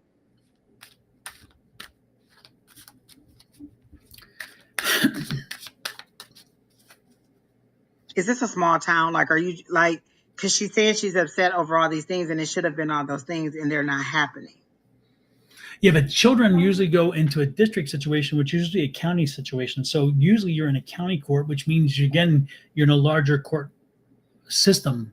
Yeah, it's not like a like a JP situation. That this is a district Yeah. court because of children, so it should still be a larger. I mean, there's something, there's a lot, there's things that there's more to this. I think I'll put it that way.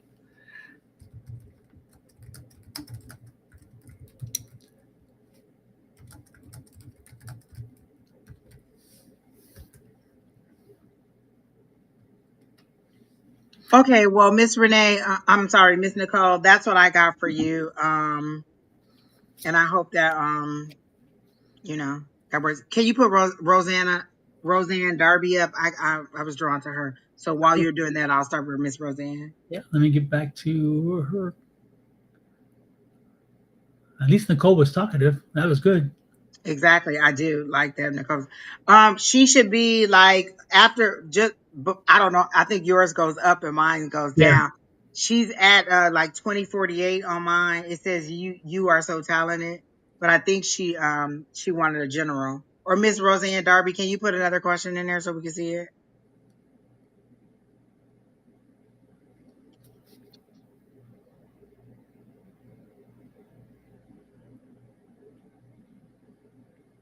And Miss Nicole, I know you wanted us to give you an outcome on like how court was going to go for you. I don't see an outcome because like when I asked for an outcome, they had the card like this, like it could go either way based on how you do what you're supposed to do in this situation. Like your outcome is this way. It could be in your favor, it could not be in your favor, but I do feel like you're going to get good news, and as long as you follow that good news, you'll be fine.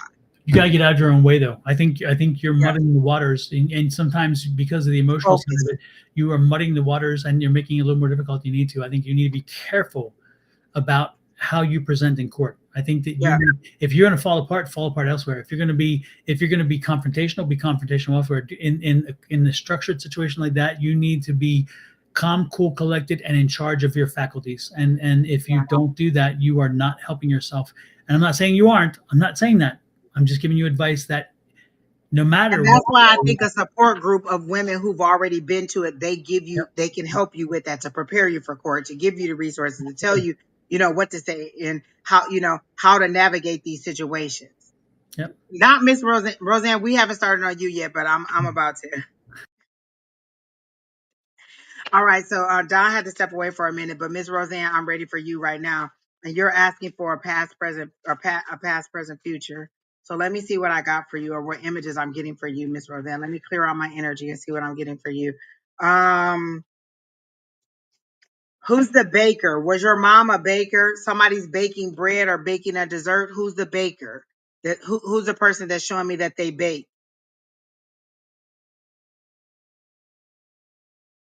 Roseanne, who's the baker? Who's the person, the female in your family that bake? And is this and it feels like a person that's crossed over. So was this mom or grandma that used to cook or used to bake?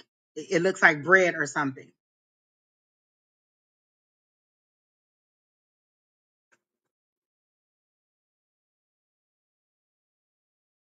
And were they trying to teach you? Because I see this person trying to give you instructions on how to do it.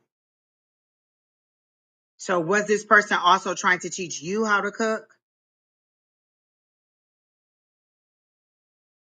Nobody bakes. Nobody was teaching you how to cook because they're very much showing me. And if not, then maybe this isn't your crossover loved one, because it's very specifically a big, it's a loaf of bread that they're showing me. They're in the kitchen and they're giving you this instruction on what they need you to do, on like how to knead the dough or how to cook whatever this is. No, it's kneading the dough. So if that's not you, who's the person that has a grandmother or their mother who was showing them how to make bread or bake?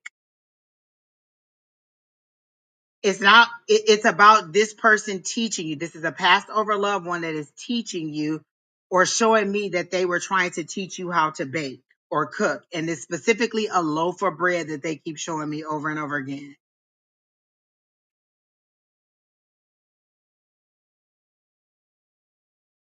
And it's a female. It's either a mom or a grandma. And you're sitting at the table or you're at a table and they're teaching you how to do this baking or cooking.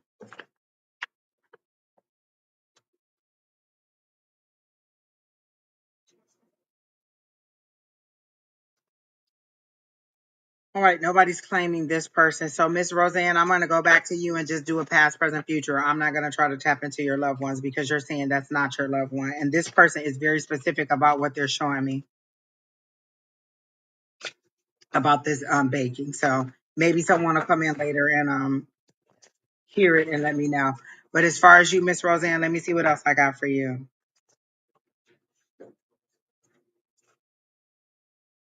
You're doing a lot of crying because they're showing me the movie Inside Out, and they're showing me the one emotion that cried all the time. So okay, then it's not your family, Miss Roseanne.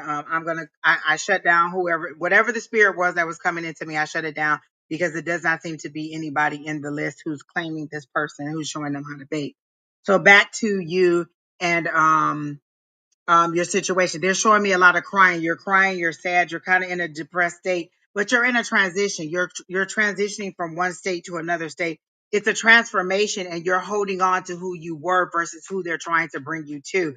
So your past energy is you needing to let go, needing to transform and let go of the hurt. It's like something has happened to you and you're not letting go of the hurt,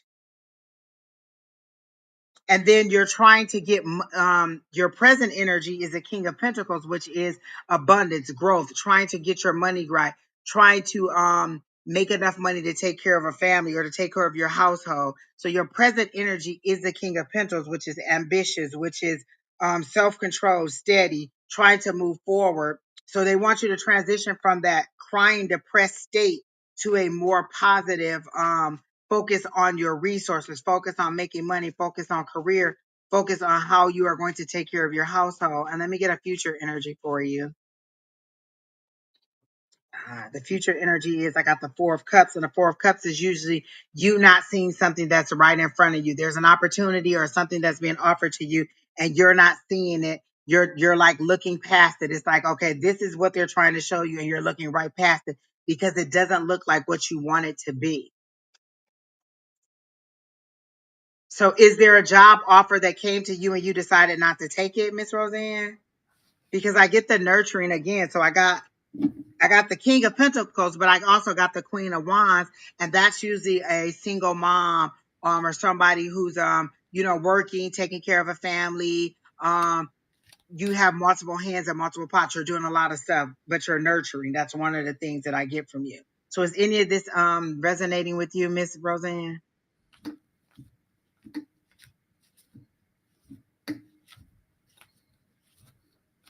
She was typing so much and now she's just not typing at all.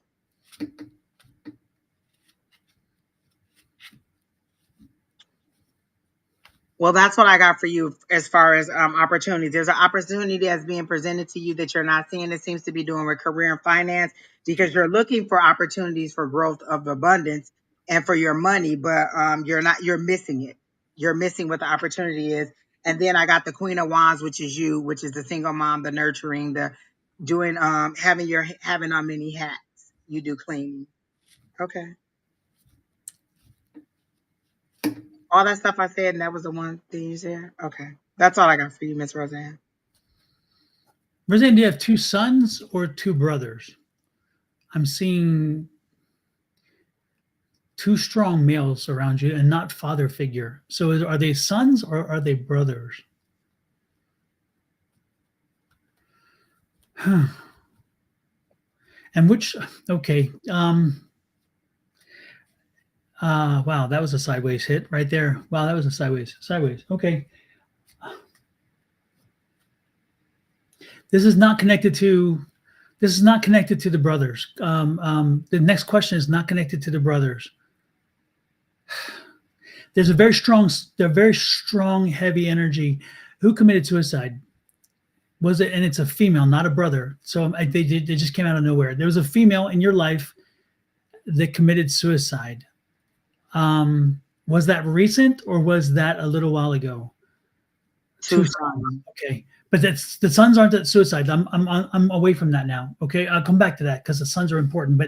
But who committed suicide? Was it a sister? Was it a friend? And about the same age? Or again, I'm getting a female. A female committed suicide.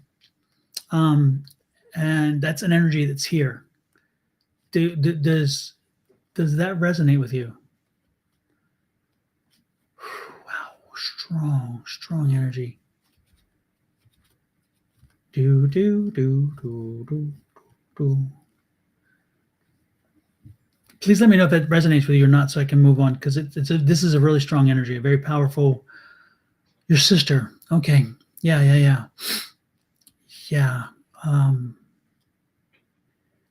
Who's Mel? Is Mel one of your sons? Mel. No, her name. Her name is Mel. No, Mel. Who's Mel?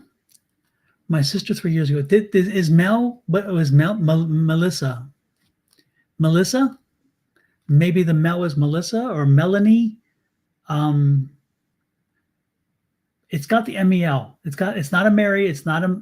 It's a ME. It's MEL. Melanie? I don't know. It's something like that. Yeah. What was that? Are we close? Did it start with an M? What's her name? Because I'm getting I that. think Facebook must be a little bit behind because she just keeps typing my sister. We understand that it's your sister. What's her name? Is it male? What does the male have to do with the MEL?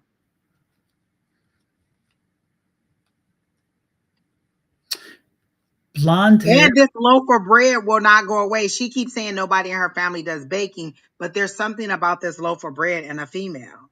So Yeah. she's either So serving did it your to sister you or bake? something, but she says nobody in her family bakes, but there is a loaf of bread that this lady is putting on the table.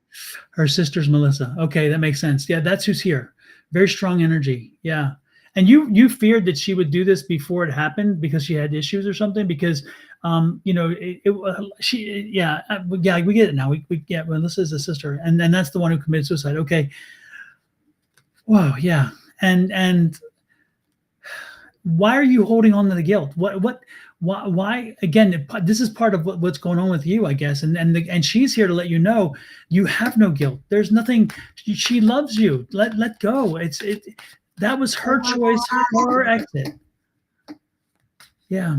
So and don't carry any more. Don't carry the guilt around. Don't worry about her. She's fine on the other side.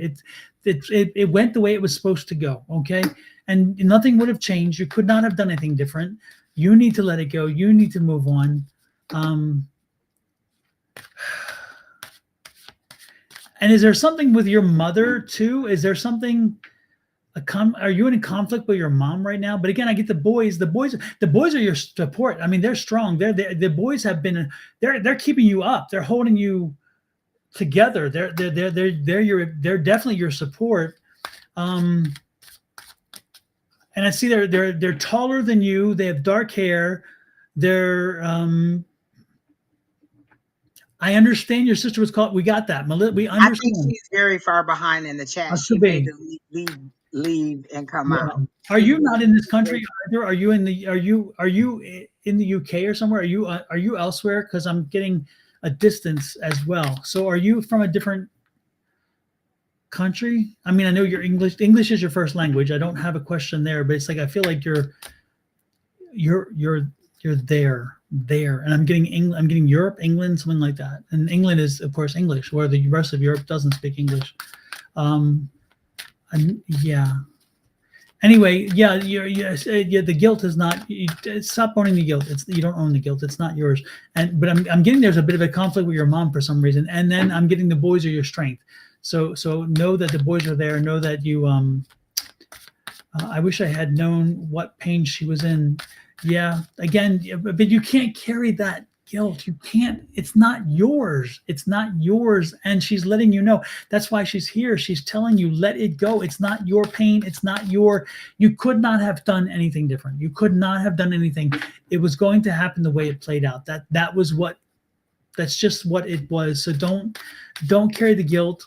You were a great sister. She loved you dearly. You guys fought from time to time. Lord knows you didn't see eye to eye on everything, but no, Does she it's. have curly hair or short hair? Like I feel like she has shorter I was hair seeing long or blonde. curly hair. I was seeing like a long blonde with a little bit of wave to it. Is Yeah, I get a yeah. curlier, and I couldn't tell if it was short or if it was more curly, but I'm getting a more curly Mhm. vibe. She And said the very first thing when that world card came out about the transition, I said they're trying to get you to transition and to let something go, and that must be it. They're letting her let go. And now I'm wondering if the bread was money because this person keeps offering you bread. So I'm wondering if it's money that they're trying to get you to see. she's in She's Ireland. I in knew it. Ireland. Yeah. Okay. So I knew it was because I felt the energy was different. It was just not here. Anyway, let it. Yeah, just most important thing is let this go. Let go of any guilt. Don't let go of the love. Don't let go of whatever else. But let go of the guilt. Nothing could have been. You could have done nothing, and it wasn't anticipated that you do something. That was never the case, and she never would have wanted you to have guilt. She never did want you to have guilt. So know that again. She's fine. She's fine over there. Things have worked out the way they did, and that's what it is. She's also one of your guardian angels. I mean, if you want to call it that, I call it spirit guides. And so she comes back to visit you from time to time when you're having issues, and she tries to let you know she's there. She tries to give you the support you need. So you need to be cognizant and aware that she's visiting you, and you need to be when you again. Sometimes it's a memory, it's a thought, it's a song, it's whatever. But she comes back and she lets you know. Shoulder blonde Shoulder hair. line. Yeah. Okay, another question I have. Is there something that you shared or something that she knows you want to do? Because I get somebody's trying to push you forward to do something, but it's tied to money. Somebody is trying to get you to do something and it's something that they know you desire to do.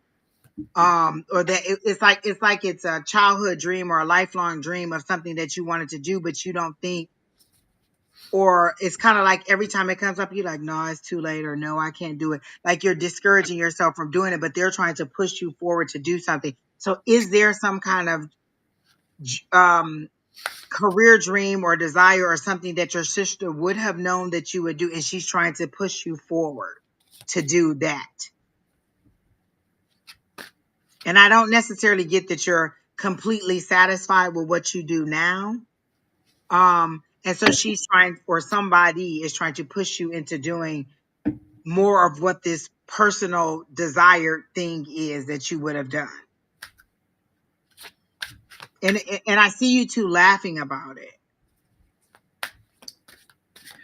And Rosanna, I have one more quick question. I have no idea how old your sons are, but I do believe they are taller than you. So I'm getting that I'm feeling that they are gentlemen. And is one of them expecting? Because I'm I'm getting some seriously nauseous energy, and it is generally speaking. I don't get feelings. I don't. I'm not an empath, but I'm picking up like nausea, as in morning sickness kind of nausea thing. That's the message was given to me, and um, is one of them is one of them expecting a child? Move away. Is that what she's trying to force you to push you to do, to move away? Um, then again, I heard what's holding you back. Is that what you're refusing to do? Is that the thing you're refusing to do? Or did the Did the sister lose a child? The one who committed suicide, did she lose a child? Oh, I don't Could it know. be attached to her? I'm not certain because I'm trying to get a connection between that nausea feeling and that. Wow. Did she have like a miscarriage or something, or terminated a pregnancy, or again, or is it one of your boys has a baby on the way? It's gonna be a minute before we find out because she's way far behind. Yes. And look, I'm so invested now. I'm like, come on, tell me. This episode 3. Tell me what's next. Yeah. Yeah. Crazy. Jeez. Type Well, faster and type more. We these 2 words is taking us down. We need you to type faster and type more. at least we're beyond Melissa. At least we're on my sister and Melissa. God, I hope not. I guess that she's about the son's being pregnant. Okay. Yeah.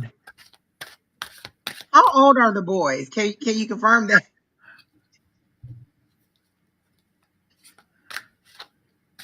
I see them as like 2 pillars. It's like she's here and they're here. It's like again they're like pillars beside her, and I don't know if they put a picture that way to kind of again show how they support her. They kind of buttress her and give her strength, but they look taller in that image that I'm given about them. And why are you so close to the memory of where she was or what she did? Like, what was it in your home or was it near? Like, do you have to pass the place?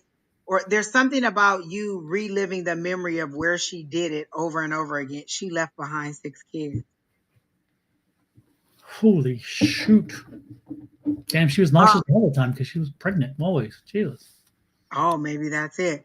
There's something about you reliving what happened over and over again. So are you close to it? And is that why she's wanting you to leave so you won't be close to it or you won't have to keep seeing it or reliving whatever it is over and over and over again?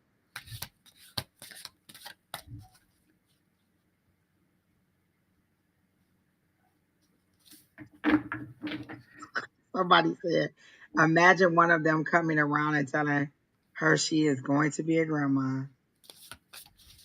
Wait, so who got all the 6 kids? Listen, I feel like she just need a link to just come on here and tell us the story at this point. I need to know. This like telenovela, 23 and 26. Yeah. Well, don't be surprised if you hear a grandma door knocking, because there's I something. didn't say it. Don said it. So when you come back and tell us, Don is the person who said it. That's who you be mad at. Yeah, you can blame me. Yes, yes. I just want you to move away like your sister said. Yes, indeed. Yes, indeed. Oh my goodness. Oh, Rebecca, your energy is nice, or your family's energy is nice. She said they're very tall and she's small. Yeah, that explains it because I kept seeing this like towers too, and they're buttressed like this against her. So it's like, yeah, that makes sense. Interesting, interesting. Well, I think we beat that one to death enough. Well, God, I didn't mean it. That was so. I'm so, I'm sorry. I didn't mean it that way. I meant we've worked through that one enough. That is a great way to say it, Don. I love Yeah. that. Yes. Oh my God. You had to identify her body. Ooh. Yeah. Because I see you reliving it over and over. You may need to get some therapy or find a grief group too, because you're reliving it, and she wants you to get away from it. So Honestly, is that where the nausea came from when you saw her? That nauseous feeling when you saw when you had and you're like, because then it like hit you. Is that where the nausea come in then? I don't know. oh, okay. So that's why it's like you keep reliving the spot, the area over and over. It's like you have to go past it every day, and that's why she wants you to get away from it so you can get rid of it. But also, our crossover loved ones don't want you to remember them in their final Yeah. demise. They want you to remember the good things, like celebrating their birthday with their favorite food or favorite drink or favorite what activity or something. They want you to remember the good things. If you're sitting in the pain of how you last saw them or how they left, then like it's like you're reducing their whole life into that one moment. all these other things that we shared, and you're reducing my life to this one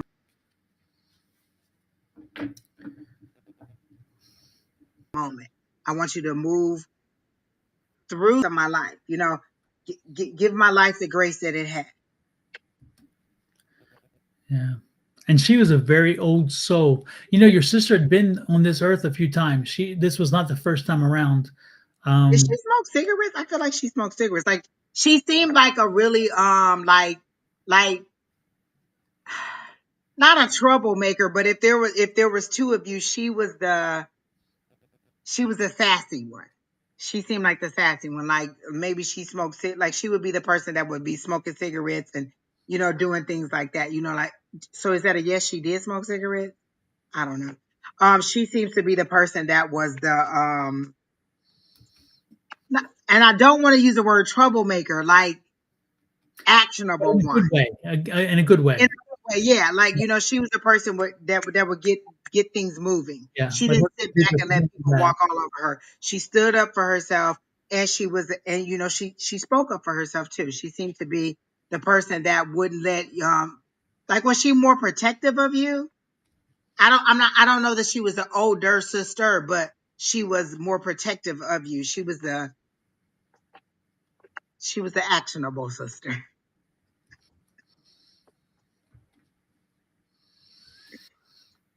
Oh my gosh. But I hear her say no regrets. Yeah. And that goes back again. You can't own any of that. That's on her. Yeah. That's on her.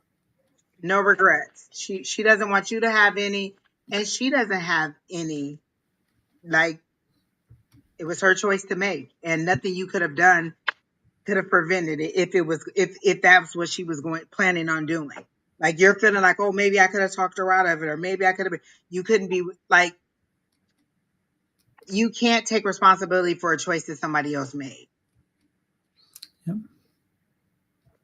and she wants you to remember her in the joy of her life, not the demise of her life.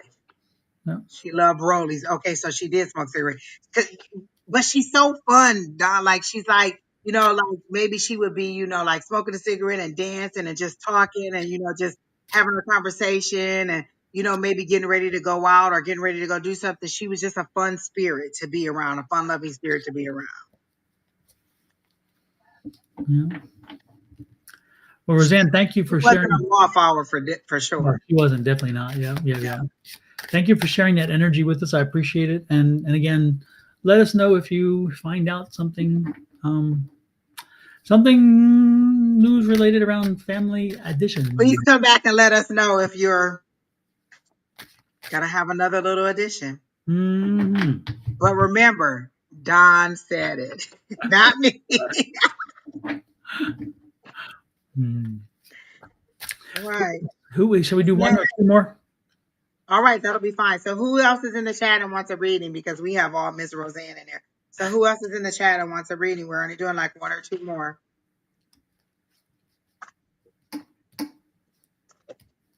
It's been a good night, Don. All new It people, has. I feel like. And I love the energy and so many crossover loved ones. And I did exactly what we tell people in class to do.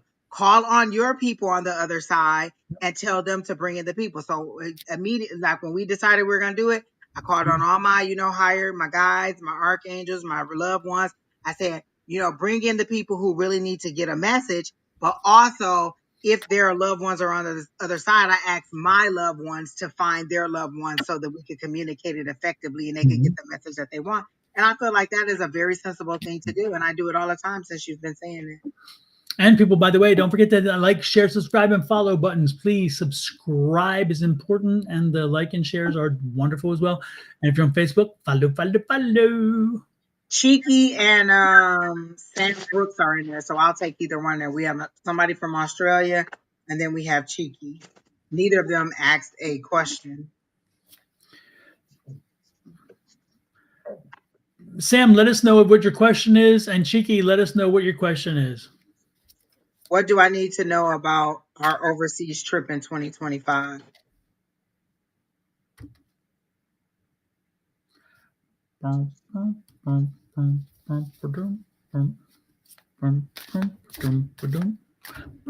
Bottom, bottom, bottom, pum pum, bottom, bottom.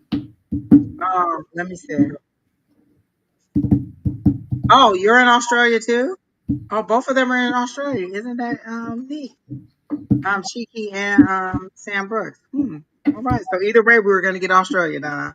Mm-hmm. Um, Down under. so it wants to know about their trip overseas. As in, you're coming over here, or where are you going? Which side? Where? Which? Let me see. When you're in Australia, everywhere is overseas because it's an island. So it's like anywhere they travel. Lord have mercy. Um, I'm getting like a be careful, like be aware of your surroundings. Like don't be so awestruck. So I'm getting one, be mindful of like your belongings and where you are.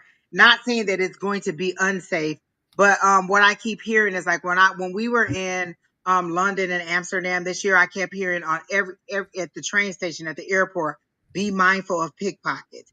Be mindful of your belongings and make sure you know you're aware of where your things are. So they want me to be mindful of your surroundings and your money.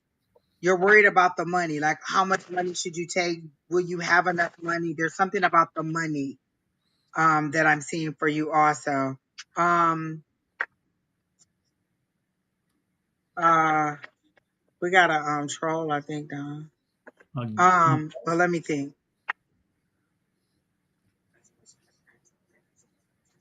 yeah. Okay, so when I asked about your highest and greatest good, they're taking me outside of the trip and they're taking me to your job. What is it about your job? Are you hoping for a promotion, or were you just passed up for a promotion? Because I get a promotion and I get you hoping for, like, wishing for this promotion or something. It's something about career, and it's something about a promotion or advancement in your career. Is that correct? Were you expecting it, or were you passed up? Like, is it something to come or something that just happened?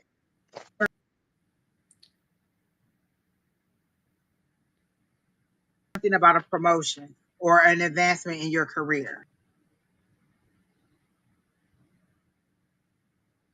And I feel like you've been at this place for yes, hoping for an offer. Have you been at this place for a while? Because I got this six card, this balance, this give and take, and I feel like you've given a lot. And I feel like it's in years and time because they're showing me the calendar, and the calendar is just doing this. It's just kind of like going by. And so for me, that's time passing quickly. So have you been at this place for a long time? Or what is it about the calendars? Like, you've given a lot to them and you're ready to receive something. So I do feel like there's going to be an offer, if that's what you're waiting on. And then I do feel like it's tied to money. Like, so there is an increase. You're expecting this. You're ready for it, but you're wondering, because have you been up for it, for trying to be up for it? Have you gone up for it a couple of times and not gotten it, or for other positions and not gotten them? Because I'm getting this defeat attitude, or this feeling of, I don't know, I may not get it again. Because it seems to be something that is repeating. But this time I feel like it's going to be better. No, I have worked there 4 years and now applied again and now on the wait list. Okay, so I got, wait, 4 years ago. So, okay, I got okay.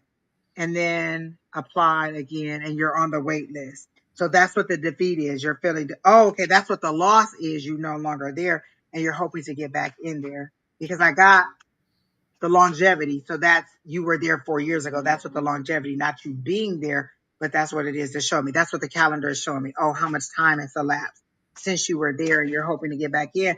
I got the Nine of Cups, which is wish fulfillment. So I think you're going to get in there. Is there three of you? Is there like two people ahead of you? Because I get three, like there's three different options. Boom, boom, boom. And you're going to get it. But it seems to be by default. I don't know if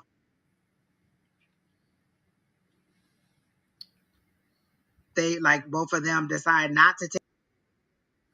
So I do get a positive outcome for you for this situation, but I feel like there's three. So maybe there's a couple people ahead of you, or there's three of you possibly for this opportunity, and you're going to get it. And I feel like by default, and I don't know if that means because of your previous relationship with them or something, but I hear by default.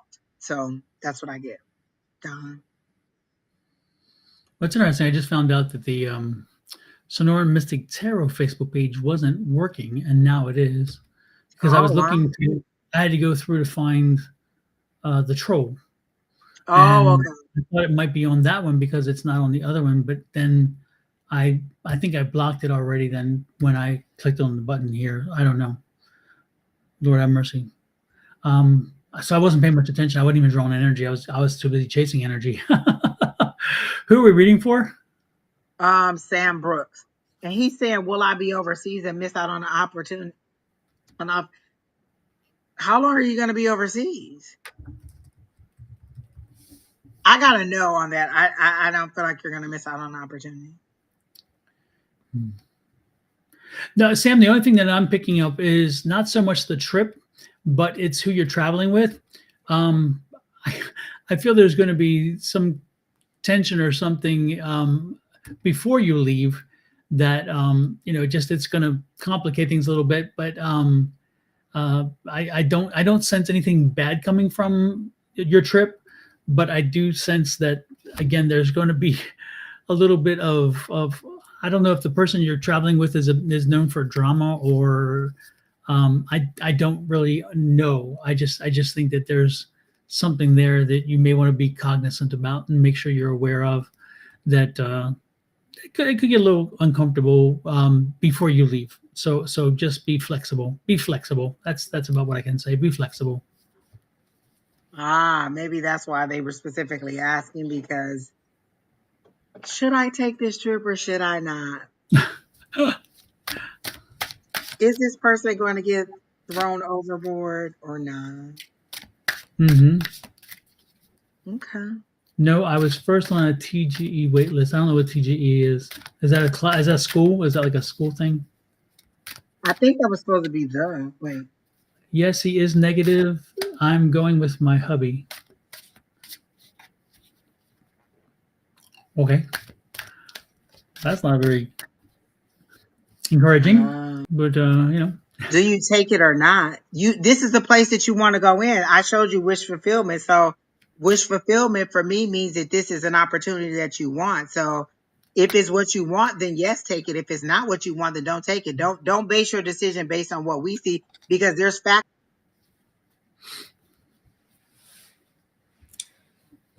that you have to consider. Is it the right pay? Is it the right job? Something that I want to do? Are the hours what I want to do? Is it in the office? Is it at home? You got to consider all those things. I'm saying that I do see the offer coming to you because that's your wish fulfillment. If if that's what it is, you're hoping to get back into this place. They showed me the time elapse, and then I do feel like you're going to get the offer. But again, I feel like there's three people they're considering, and I keep hearing by default. You get it by default. Oh, you're Samantha, and the husband is who she's going with. Oh, okay.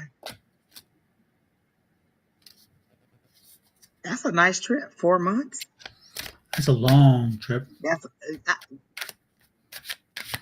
Yeah, I've been away from home that long. I don't know if I could do it. I'm just, listen. 7 days. I'll be like, ooh, it's been a long time.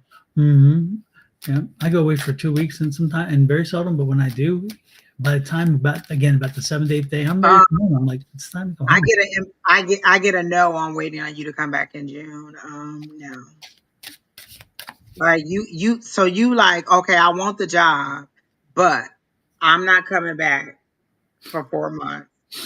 Can you Can hold it you for me, just put please? all those tasks on hold until I get back? Yeah, they're gonna like, yeah, right.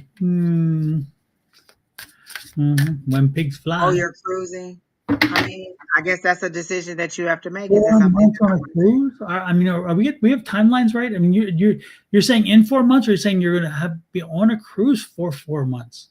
Oh, well, that could be both because she said the trip is in 2025.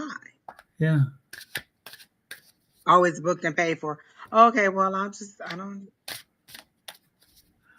We don't want to hear about anybody falling overboard, if you know what I'm saying. This is my thing. You booked a 4 month. What were you thinking was going to happen with work? Regardless of whether you had a job or not, was your current employer or whatever just going to be like, oh, you can take 4 months off because that's a significant amount of time, whether I'm Halfway working or through. looking for a job. Oh, okay, well, there you go. Huh. Yeah. Well, Hi, Arkeisha. Um, yeah, Keisha. well, I don't know what to tell you, Samantha. I see the offer. I see the so it's up to you to decide. Just because I see them offering doesn't mean you have to take it. That's your choice. Hmm. One more though. One more, and this is for Chicky. What can I do in reference to my finances?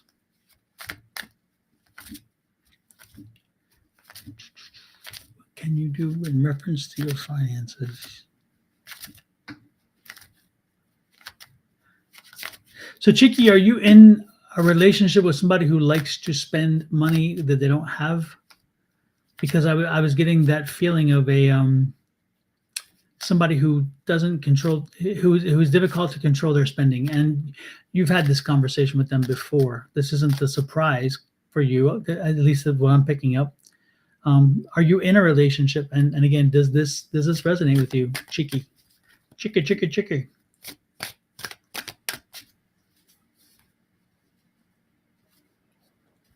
Dun, dun, dun, dun, dun, dun. There, she's in Australia, folks, so it's going to be a little bit of a delay. No, I'm not in a relationship. Okay. Well,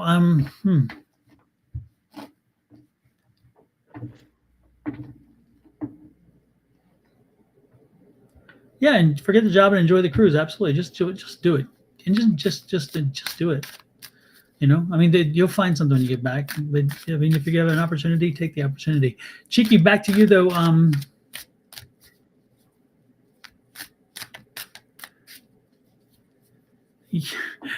Cheeky, I don't know if you're looking for a relationship or whatever, but I'm getting You may energy that be one's my coming child. in. But it's going to be somebody who is again irresponsible, somebody who is in a financial bit of a mess, and it's going to be a problem for you. And you're already having financial issues, but you're drawing in financial issues. You're drawing in financial drama. You need to be careful about what you're drawing in. You really do, because you're drawing in a financial nightmare, a train wreck, and you're going to fall right into a pattern you've done before. I don't mean to insult you, but you're going to fall right into a pattern you've had before, and then you're going to say, "How did that happen?" You know how it happened. You drew it in. Be careful what you're drawing in. Be careful. What you got, Angie? Oh my gosh, Don. So I was trying to figure out what was going. Okay, so and I knew it was about career. So I saw money falling from the sky, but before it could reach her, another hand would collect it. So I said, "Oh, is she working for somebody?" So the first question I was going to ask was, "Do you do a job that you could do on your own? Like you could be an entrepreneur and you could be your own thing." So I thought, "Oh, maybe she's working for a company, and then if she left, she could make her own money." But maybe that's it. The bills are catching the money before it gets to her. Like she's not enjoying it. The money's falling, coming to her, but other hands are catching it before it gets to her. They're all getting your coin before it trickles down to you. So you're not seeing the effects of your money. So that could be your bills or whatever. Um, so that's why you want to know about your finances. So that makes sense. Somebody else is getting your money before it gets to you. Like, are you being garnished or in a bankruptcy or something like? Oh,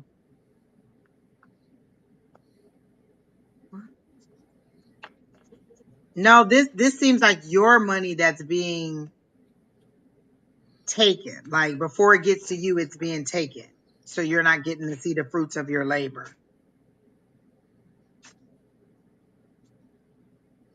Let me see.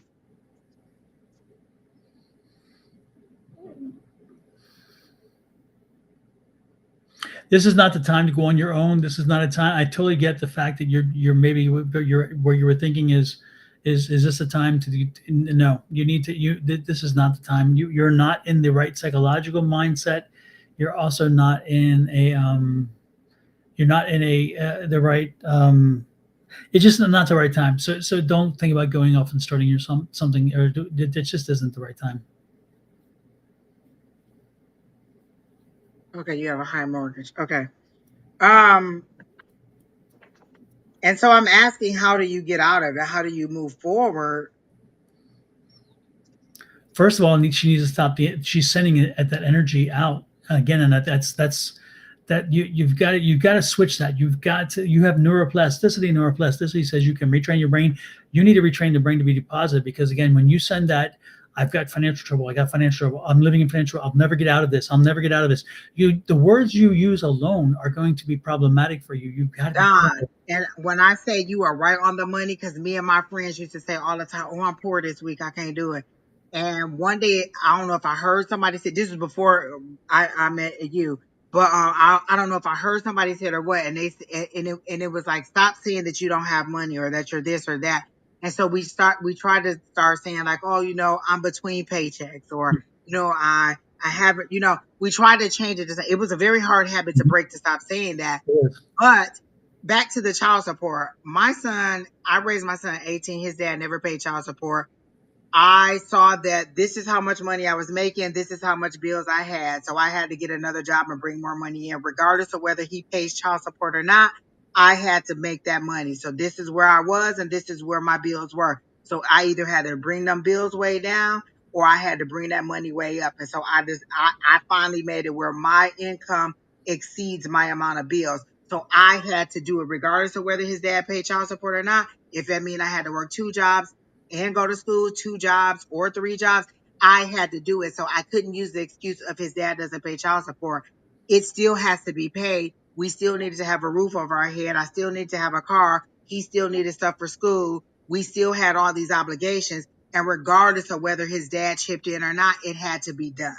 So I had to get it done. So I understand your frustration, but I'm saying you can't just say, oh, his dad doesn't pay child support. Well, what else is it that you can do in order to make up that money for you? Is it another job that you need to find and have? Is it a second job that you need to find and have? It is a different industry that you need to go in, but you have to decide, and your household has to be taken care of based on your income, and not whether or not this person pays or not. So mine was, if he pays, then fine. If he doesn't, then I still have to get it done, and he never did. And so you have to decide, what can I do to change that outcome? What can I do to build up my resources to make my ends meet, and then make my income exceed my bills? So you're going to have to decide that, what that means for you. You want a higher paying job, so that's a positive right there. I'm seeking and then you have to decide how much more money you want, because a higher paying job, if you make $22 an hour, 22.50 is more than what you were making. You need to decide, I need to make 25, I need to make $30 an hour. You need to decide what that amount is, and that's what you need to put out there. I'm seeking a job that pays me $20,000 more per year. I need a job that pays me $25 an hour. Like, I'm seeking those things. That's what you're putting out there. And so then that's what you're focused on, versus, I don't have enough money, or he's not paying child support, because you're focusing on the things that you don't have versus the things that you're moving toward. So you're basically living your life looking in the rear view, instead of looking behind you versus where you want to go. This is what I don't have versus what I do want. So you need to just focus forward. So that's what I got for her. Yeah, again, it's I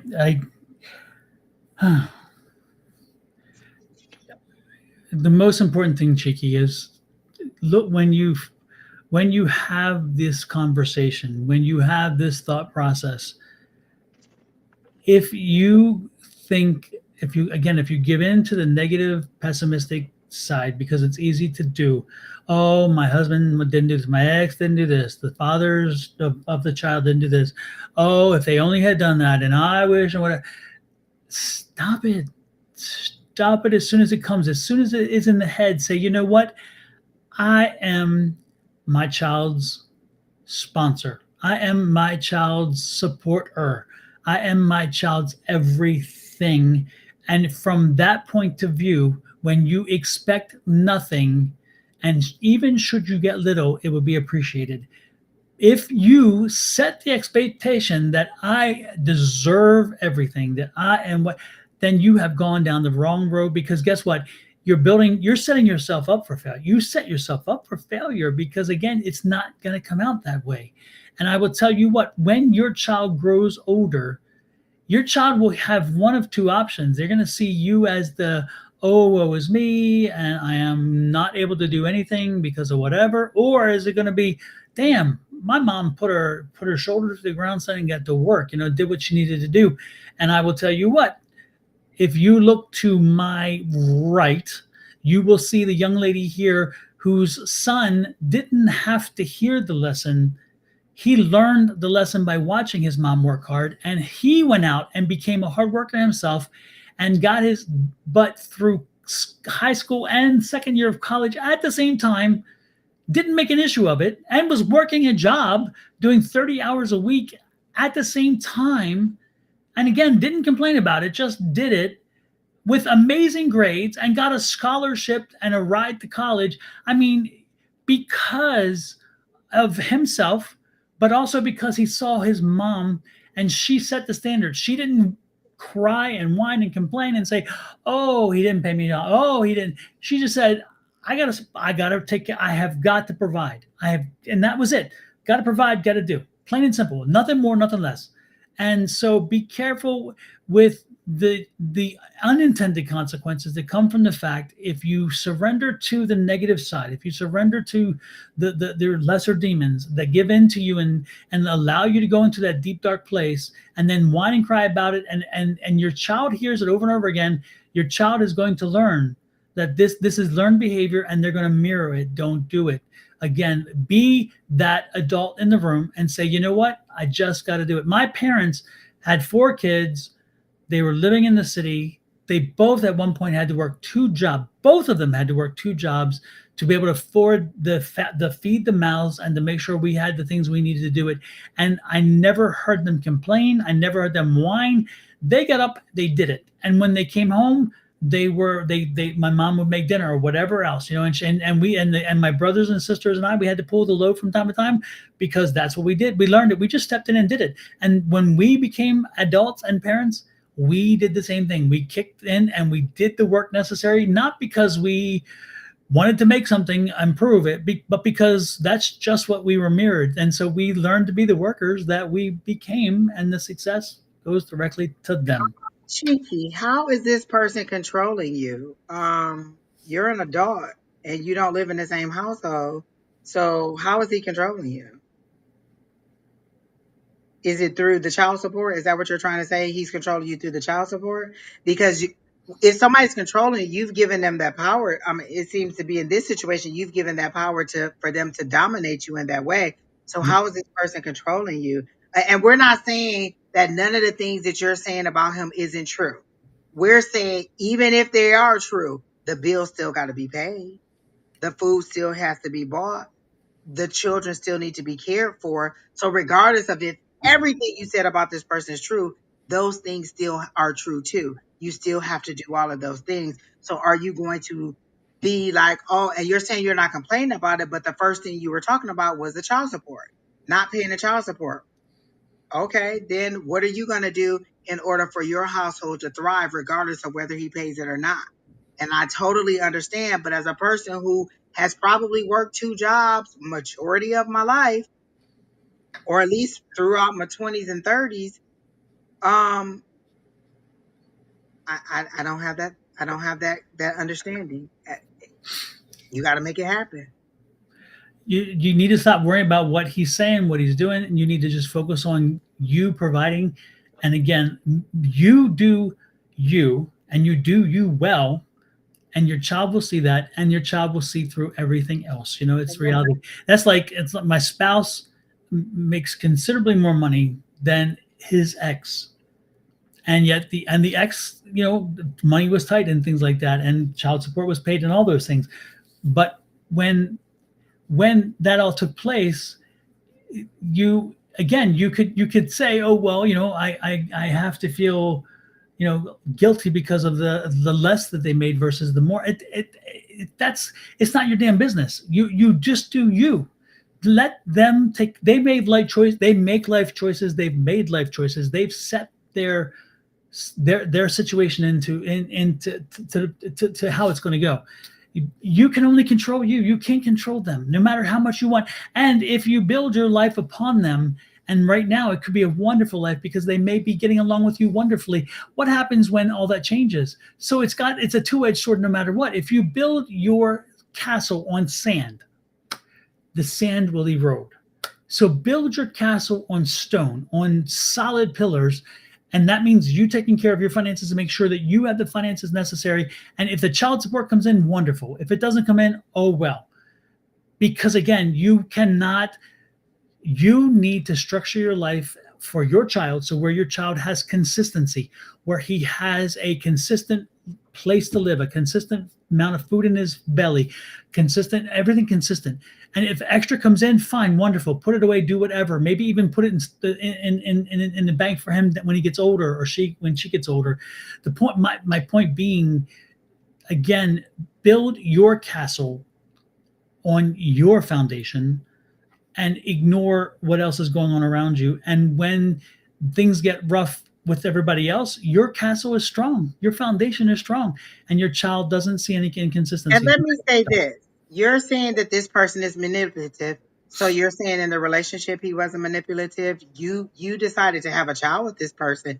So I'm sure these behaviors were exhibiting in the relationship, and now you're they're polarizing to you now because, oh, he's manipulating my child.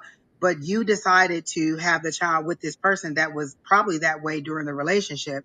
So again, consequences of your actions, and I'm not blaming you in any way and saying that anything that you did was bad, but you're again focusing on something that you can't change. You can't change and be manipulative. So if he's saying that it's your fault that you can't see the child, so if you have a court order and it says every other weekend, so you get a calendar and you mark off these are dad days. And so you put a little star on there. These are dad days. These are the days you go and see dad. So now he's anticipating the days that he goes and sees dad. So you have those days set up. He goes. If dad doesn't show up, then it's not your fault that he didn't go. This was dad day. You know what I'm saying? It's not you that's keeping him from it. This is dad's day. We're waiting on dad to come pick you up. So if dad doesn't show up, it has nothing to do with you. There's different ways you can go about this to make it more positive for you versus saying that, oh, he's telling my son it's not me. Okay, well, let's combat that with this right here. These are dad days. So these are the days you know that you're going to go and see dad. Okay, so all these days on the calendar, and they have nothing to do with me. They're already set that these are the days you're going to go. So that's how you combat him saying it's not, you're manipulating him and you're not letting him see the kid. These are the days that dad is supposed to come get you. We'll be ready. We'll have your bag packed, ready to go. But are you keeping the baby from dad because you're not getting child support, or are you being difficult because you're not getting child support? Is that what the issue is? If the dad lives in the UK and he may never come back to the country, why are we having this conversation? You're kind of losing me here. And then when you say that we said you haven't been you've been working for 46 years, we never said you weren't working. What we're telling you is not the work itself. It's what you're showing to your child when you again have issues and make issues about the child support and other things. It's again just be careful with what you do and say in front of the child, in front of And any child, because it the message. you're saying you worked 46 years. Again, we're not saying you didn't work, but if for 46 years you didn't make enough ends meet, did you learn anything in the industry that you're doing? If I'm in a job where my ends never meet for 46 years, I'm making some bad decisions. I should be moving up. I should get to a place in those 40 years of experience where I am climbing a ladder where I am my income is increasing. So we're not saying that you haven't worked. We believe that you have worked, but what are you doing to try to increase your income or increase your assets so that you can afford everything that you need, regardless of whether dad pays? We're not saying that you don't work, but maybe you need to change the field that you work in, the type of job that you're doing, the amount of money you're making. Maybe you need to seek something else or add on to it. And is it your responsibility in the divorce decree or whatever, the custody issue that says that you have to pay to get your child to him? Again, I would doubt it because generally speaking, the courts don't tend to do that. Whoever's getting the visitation usually is responsible for the transportation. And if the father doesn't cover the costs, then how is it you're even arguing about that? I don't know. Right. Yeah. No. I mean, it sounds like he left the country. You didn't leave the country. And generally speaking, when they leave the country and they want visitation, then they're going to cover the cost unless you make an exorbitant amount more money than he did. But for The court order that you pay to send your child who was living in Australia with you in Australia to now the husband who chose to move to UK, and they said, "Oh, you pay for that." Okay, your court system works a little different than ours, so it throws me for a loop there. Sorry, because in our court system that would never happen. That's just not the way it works. especially if you're the person that's leaving. Or that again, he moved out of if he moves out of country, it's usually if you move out of country, you got to cover the cost for the transportation for the child to visit because you made the inconvenient choice. You made it, not you as in cheeky. You as in the husband who decided to run and do whatever. So anyway, I'm just saying, cheeky. No matter what we say, there'll be another comment. I guarantee it. But the point is, just take away from what we're saying.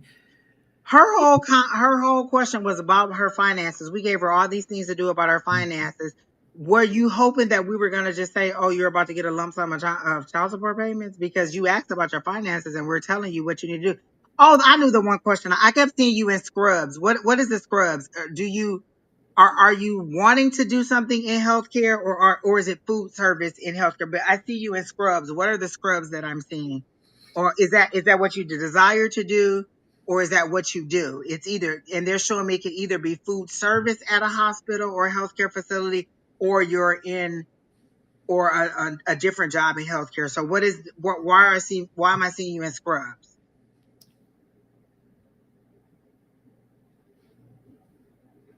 or somebody in scrubs? They're not showing me their head. They're just showing me their body, and they're in scrubs.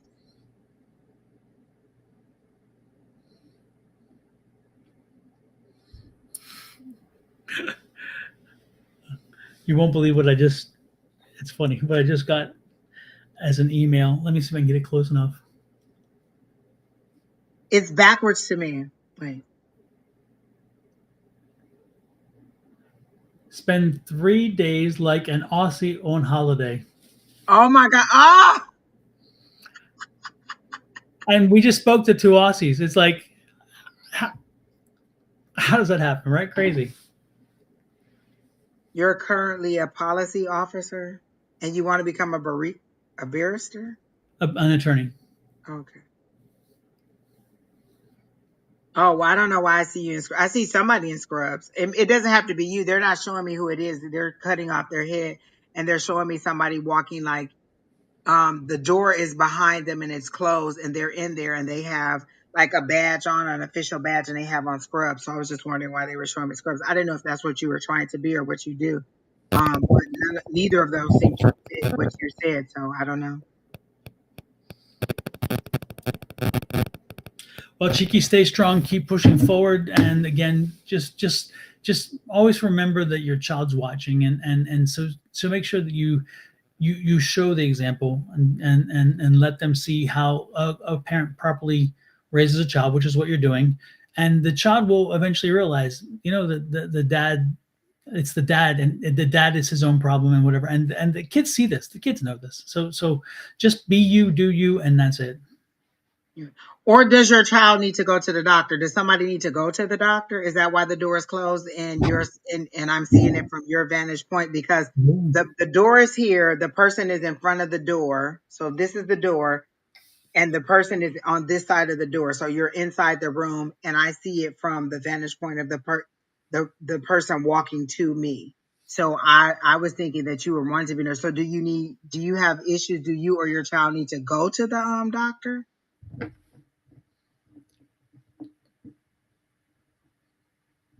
Yes, you were a lawyer years ago? What? I'm so confused. Oh, he was in the hospital a couple months ago. Okay.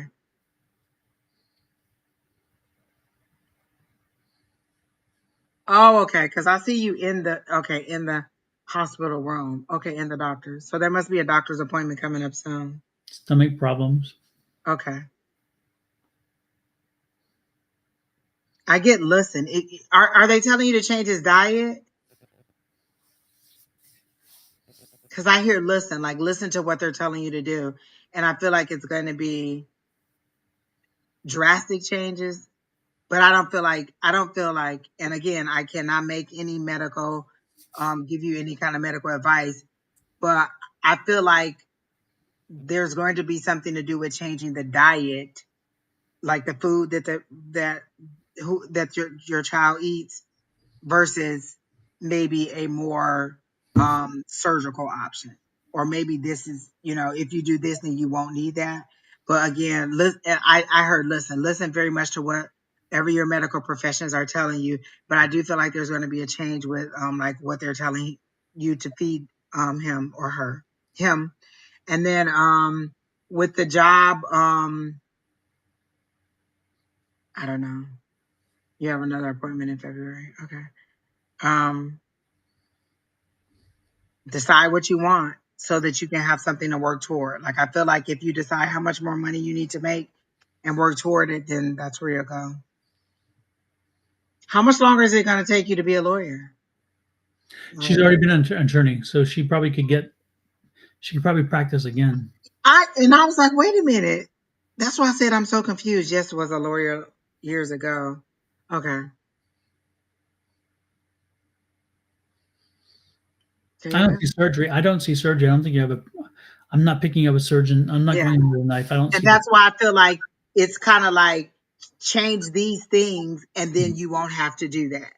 Like Yeah. worst case scenario, if you don't, then this is where you're heading. So I feel like if you do the things, and that's why I heard listen, um, and concentrate. Your focus is off. Like you bop around a lot. Your mind is busy a lot, but you lose focus. Seems like a bit much, or you're kind of like, I'm going from this thing to this thing to this thing. But do you ever finish one thing completely? Kind of like probably how I clean. I start in my room, put something in the washer. Oh, let me make some dishwasher. Oh, let me take the garbage out because I just threw all this stuff away. Oh, let me go back in the room because I have to fold these clothes. Like it's like boom, boom, boom. And you need a little bit more focus on what you're supposed to be doing. Okay, then that's fine then. Okay, there you go. Focus. She says she needs to practice again. What does that mean? Like just get back out there and do it? Yeah. Okay. Well, good luck. I do feel like positive things are coming up for you, but again, it's going to be a mindset thing. Listen to Don's meditation. Don has a couple meditations out there that you may need to listen to. It'll help you settle in. It'll help you go to sleep, and it'll give you something positive to go to sleep on. Versus, like a lot of times, if I go to bed thinking about my bills, then my dreams are a little bit more full of turmoil and chaos. But if I go to bed like listening to some meditation, some kind of meditation music, it's a little bit more calm and serene, or it's nothing. I'd rather it be nothing than chaos. Yeah. I hear you. I hear you. I'd rather have a quiet mind than one that's going ballistic. So Exactly. this is one of those. It's on YouTube. You're welcome to go to it. There, I have three different meditations out there right now. One is to meet your spirit guides and communicate with them. One is to meet your gatekeeper, and one is to meet your loved ones who've crossed over. So Oh you have. wow, that is three good ones. I saw the when it was talking about the loved ones who crossed over. I saw when Mhm, that one released, but mhm, I didn't get. Maybe I didn't see the gatekeeper one. Now that's one I probably want to do. mhm. And then there's four more. I had the script already written for, but I just had to sit down and do them. Oh wow, They're that's coming out, good. And so one is going to be calling in success. I Oh think that's important. Yeah, and it goes back to again language like we are talking about with this young lady here. It's sometimes again you have to tell yourself you have to tell oh yourself. Don, I just heard something about maybe you should do one on releasing grief, like Mhm, giving your grief to another. Like I've seen where they do exercises where they take you back to like this small child, and you mhm. give her this thing to take away, and Yeah. you don't have to do it anyway. So it's something about Well, and um. that's and one of the meditations I wrote it, and there's three bins, and there's you in the three bins, and in the one bin you put the things that you want, and the other things you want to release, and then you take and you dump the ones you want to release. Dump them out like trash. Oh, I like. Oh, I can't Yeah. wait for that one. I like that one. I like Yeah. that one. There's a few people I want to put in those bins. What? Well, with that said, we are done. Thank you, everybody, for popping in. We are out of here for the evening. I'll be back tomorrow morning with Miss Shauna somewhere around 7. No, not 7. I'm Ish, talking story. ish. 7-ish, yeah, close to 8. If Um, you're subscribed, you don't have to worry. You'll get the alert immediately. Boop boop. Don't even and worry then about it. Angie, you coming back on Sunday? Sunday with Sherry Berry. Yes, I will. Mhm. And so if you've subscribed on Angie's channel or followed her on Facebook, you'll get a notice when she goes live because that's going to be happening then. And Sunday at 3 p.m. West ish. Coast time West ish. Coast time, Mountain Standard Time. Yeah. Yeah. Yeah. We haven't changed time. So when are we changing? It's got to be soon, I would think. It's the first week of November. Oh, Remember, geez. they pushed it to like the first week of November, I think. Yeah. Yeah. See, folks, here in Arizona, we don't change. So we have to keep track for everybody else because when y'all change, 2 hours now. It's 3 hours now. It's 2 hours. Yeah. exactly. So anyway, with that said, we're out of here. Thank you, Miss Angie. Have a great weekend. It was good. It was good. I haven't been here in a while, so this was good. Yeah, and remember, folks, it's you guys who bring that energy to us. When you walk in here and you bring this information to us and the energy and the spirits. Tonight, the spirits were active. It was crazy. I love the spirits. Because I feel like our readings went long, but they were good because there was so much information coming Yep. in. A lot Yep. of passed over people. Lots of deceased Exactly. loved ones. And I got a little play. I got a little gift too from my aunt. That was wonderful. That was a surprise. I did not Oh, that was. something that was nice. So I let me see. love If it. I get the. Let's see if I have some walking out music here. I'll just put the same as we have for the intro. How's that? That sounds good to There we me. go. See y'all later again. Love, light, and blessings from Angie and myself. See you next week. Bye bye.